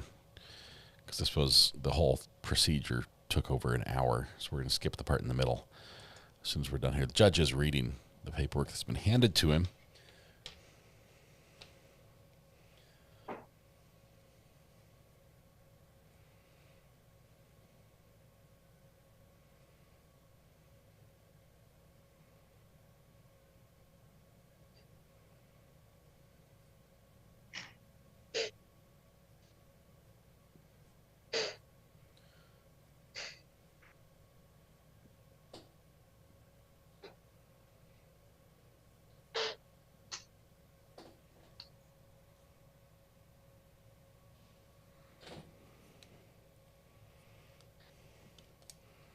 I'm just taking some notes here, Judge, myself.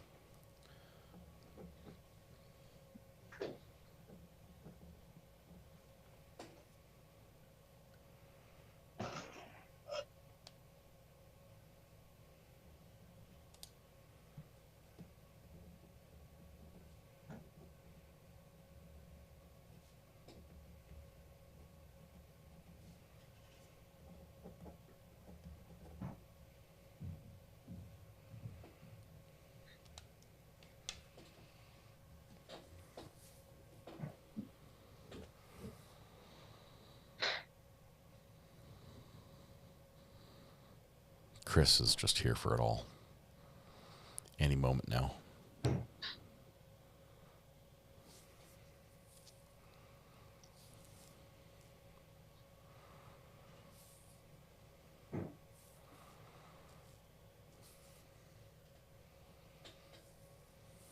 What is it called with a chin patch? Is it a chin patch? Is there a, what's the name of just the, that's the soul patch or something? I don't know. Judge is on page 3, soul patch. Well, Chris has got a lot of soul today, sticking this one out.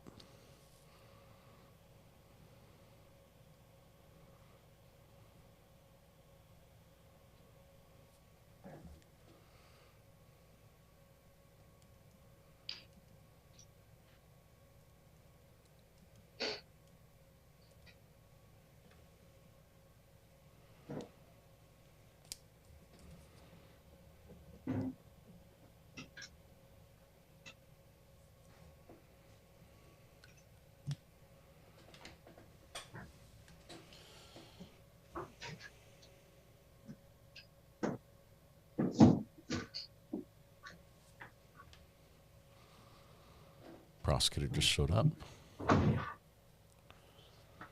Judge gives him the stank eye.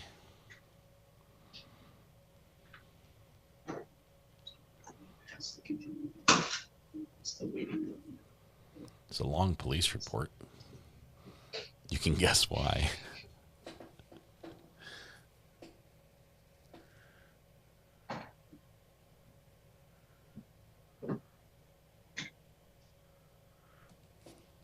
Regina's celebrated the weekend already. I see that. Does this ever end? Chris is talking to who? Okay, Judge, what'd you see?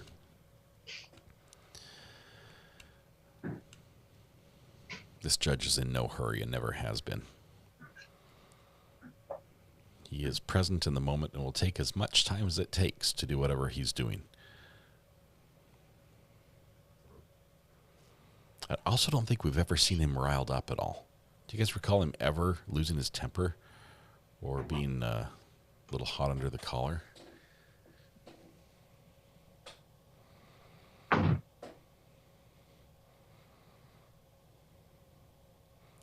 Chris has a squared, like a squared jaw, right? Is that what you call it when it's a squared jaw? There's nothing in Chiseled the chin. order that What talking to cats. What do you call that? Was he the talking cats guy, or was that the other guy? We're currently working with a speedy trial waiver that goes to the 4th of August, which is why the court dates are set for the 30th of July.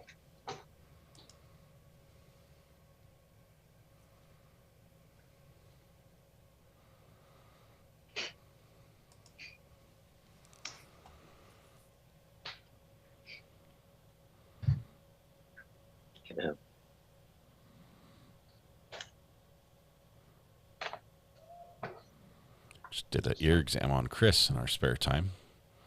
Chris, everything checks out. Looks good. Looks good. No blockages. Good job on cleaning the earwax Given out. that's the expiration of speedy trial. We're going to keep the July 30th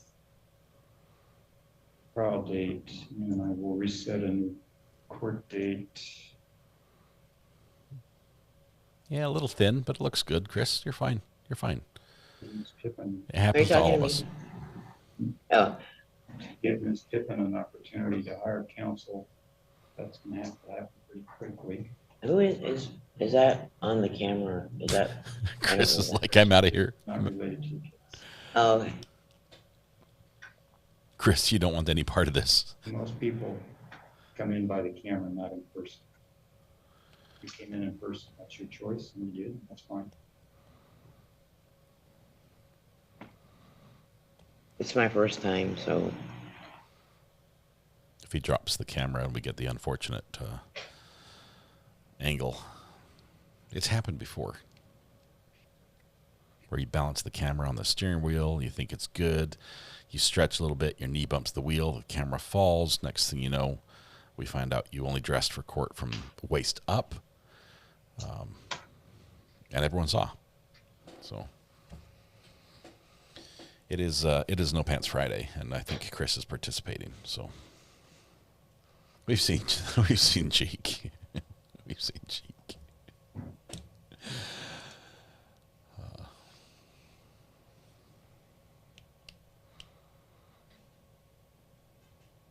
This is like when you're in the checkout stand and there's somebody ahead of you that has like 2 items, and they're discussing the caloric count, quality of each, and they're like, which one should I get, this one or this one? And you've got a clerk or a checker who just refuses to speed the process up, and you're like, look, it's worth it to me to buy both of them for you. You can throw away the one you don't want right now, because that will save me time, and the time is money. So Chris is like, can I just pay her court fees or whatever this is? Can I just add it to my tab, and then we can go to my case? Oh, Chris is leaning over, hitting the vape, out of sight. Yep, that's where it was. Yep, blows it out. Nobody knew, nobody knows, nobody knows. It's all good.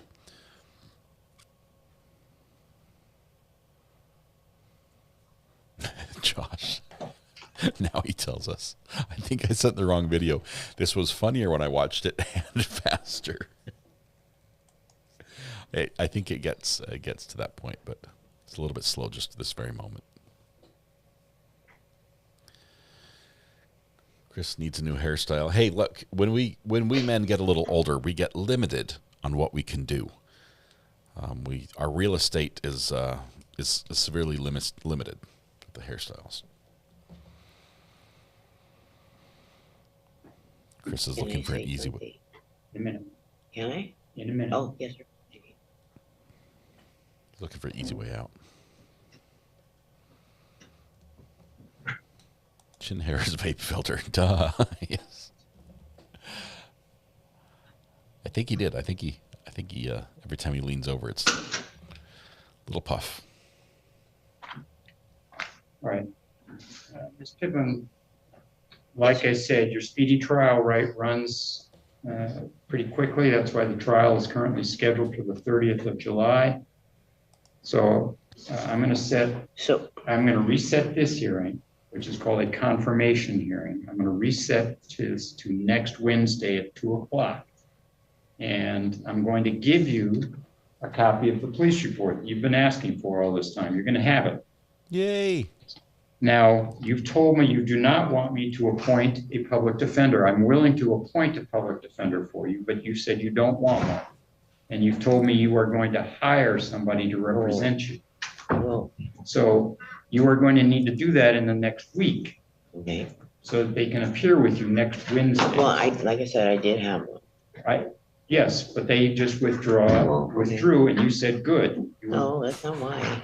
No, that's exactly what you said. Well, okay. So she did. Okay, so they have withdrawn. They no longer represent you. Okay, I need an attorney. That's by next Wednesday.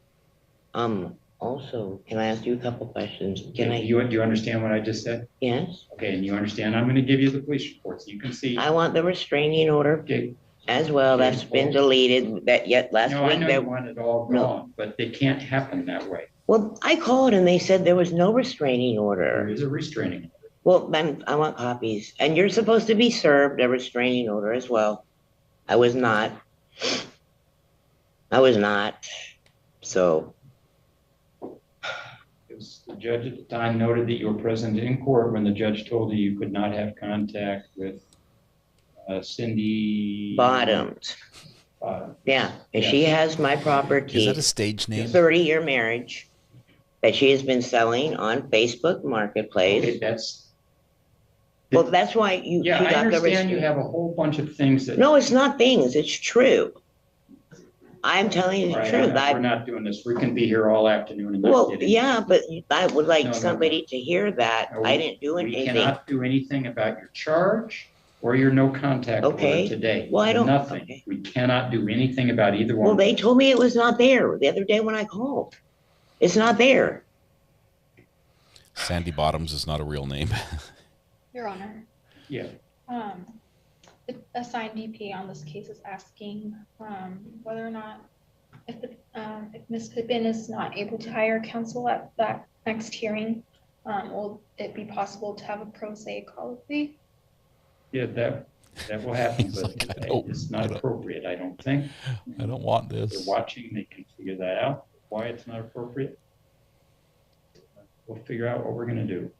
In the meantime, I don't think there's any other thing we can do at this point. Judge says clearly. And it was DeAlm, right? And I was Pierce County resident. That doesn't matter. Okay. Well, I'm just telling you, I don't understand this.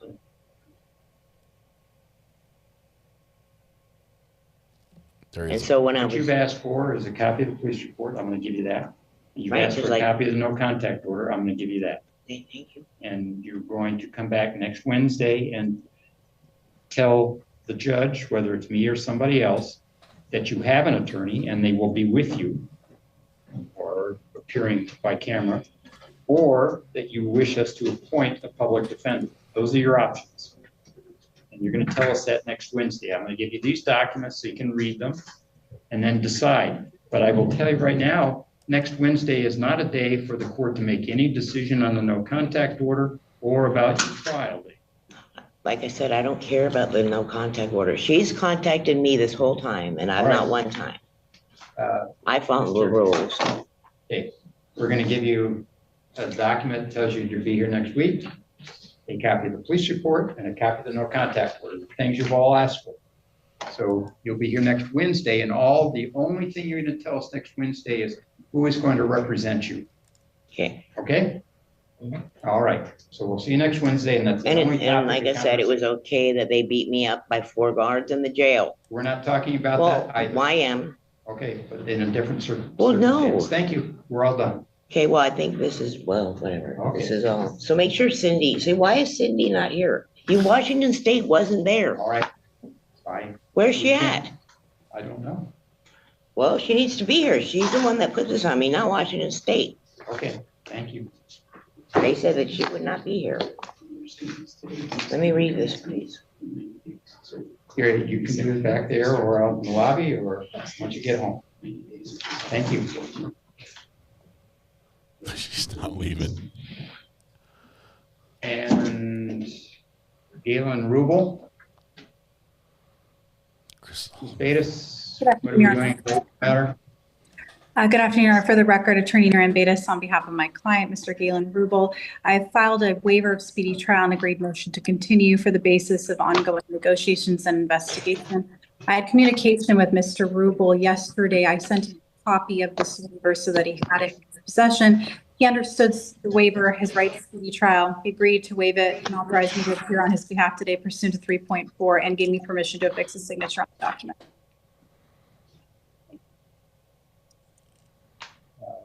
Sounds like indication of the waiver's been filed. State have any objection to striking the current trial date and reset? Your Honor, no objection. she's still here. And the attorney's like, I'm so glad I Filed withdrew. back in March, so I don't want to push it out too much. Josh, we're going to jump ahead to the end of the docket here in just a bit.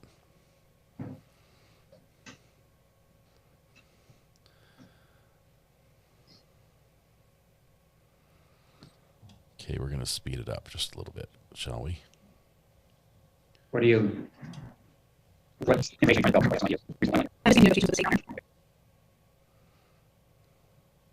do I do this a little faster?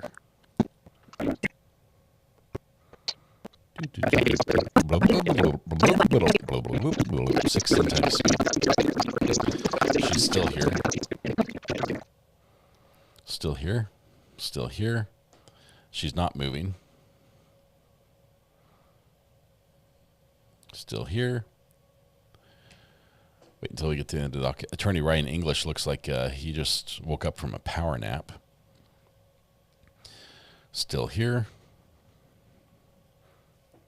We are 16 times speed zipping through the docket.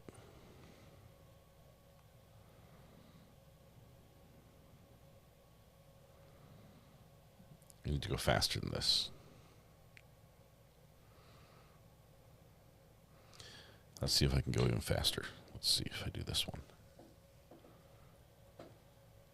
Well, now it's 50 times speed. That's fast. That's fast.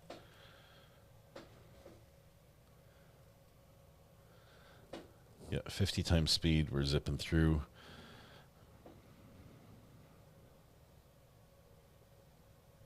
Oh, hey, whoa. Was this? Were we already there? Have them send someone with more experience. Let's back up just a little bit.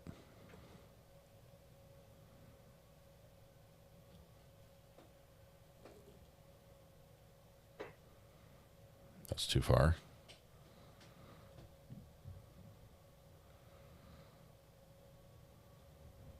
Out of that, Mr. Lincoln.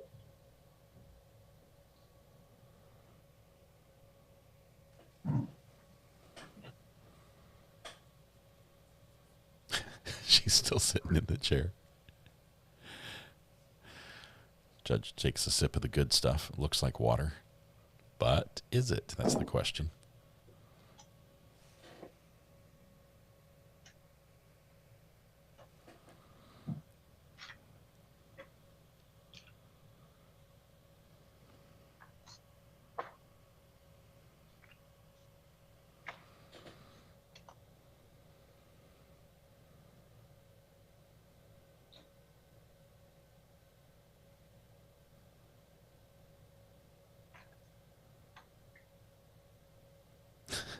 Judge wants to get up and leave. You can see it in his eyes. Oh, man.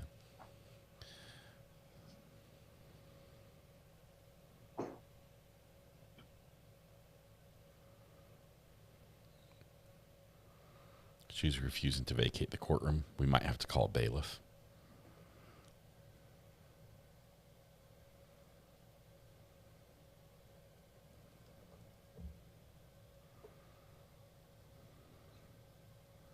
Let me see if I can scan this a little faster. Oh, that's slower.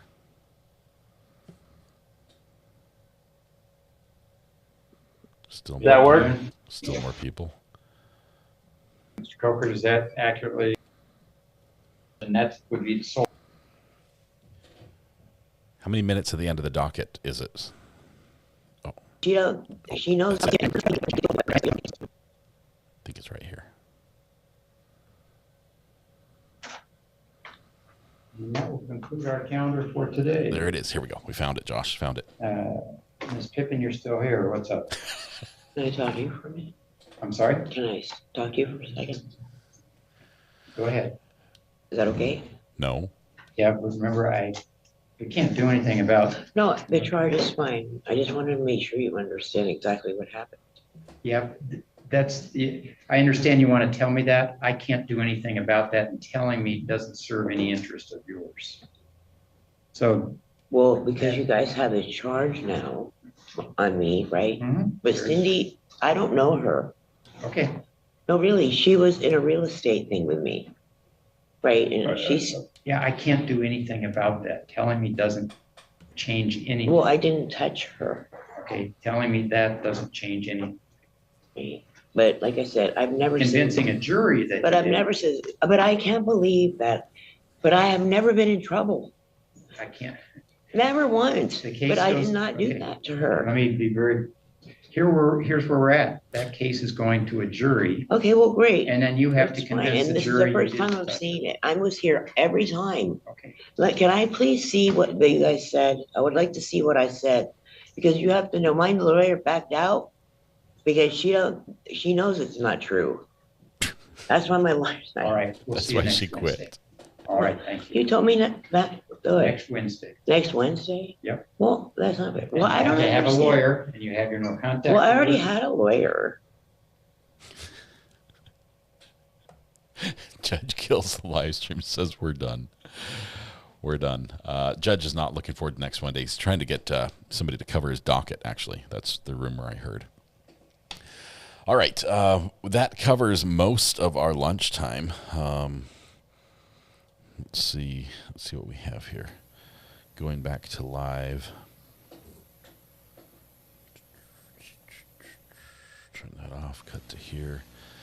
Back in court. I think the attorneys are going to be back in just a minute, actually.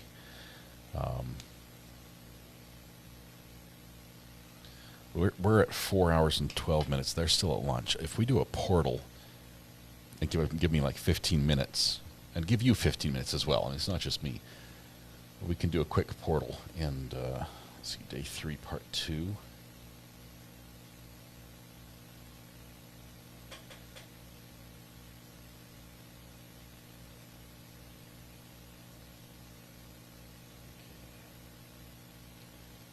We would start so let's start at 2 o'clock. How about that? Or maybe a couple minutes after, because, it's all that. Rapid portal trademark pending, says Teresa. I'm building the portal as we speak. Remember, we have a short day left over in trial because we watched our palate cleanser right now during lunch. We have very little at all to watch as soon as this is over. So as soon as prosecution is done for the day, we are out of here. The weekend can begin. For those that want a little bit more, if you missed the podcast, you can go back and watch that and regret it if you so choose. But Chris iPhone shaved, met his life partner, and lived happily ever after. Yeah, little. That's how it ended. Thank you very much, Purple, for filling in the details. But. All right. Portal's connected. We're built. It's built right, so we'll be back. I'm trying to get my little, I think I should put this out as a short, this little tidbit we had from this morning. With court trying to figure out how to edit video for evidence, but I'll work on that. Tonight when you go home, please hug the people you love, smile at someone to make their day just a little bit better. Please stay safe till we go live again in minutes. Make it quick. Run to the bathroom, wash your hands, grab a bite to eat. Maybe you can grab a bite to eat, then go to the bathroom, wash your hands, then come back. I don't know. You can choose which order you do it in, but the bathroom and wash your hands have to go in that order. So you can wash your hands again before you eat, but just those be the rules. So help yourself to a little bit of a lunch break. We'll be back. We'll be back in just a few minutes with some more court out of Pinellas County, Florida, where a defendant is finding out if his guilty plea will turn into a death penalty sentence or life without parole. So There you go. Quick trip to the murder aisle. Save your receipts, Living Ghost, because apparently everyone else does. All right, have a good one. We'll see you after lunch. Bye-bye.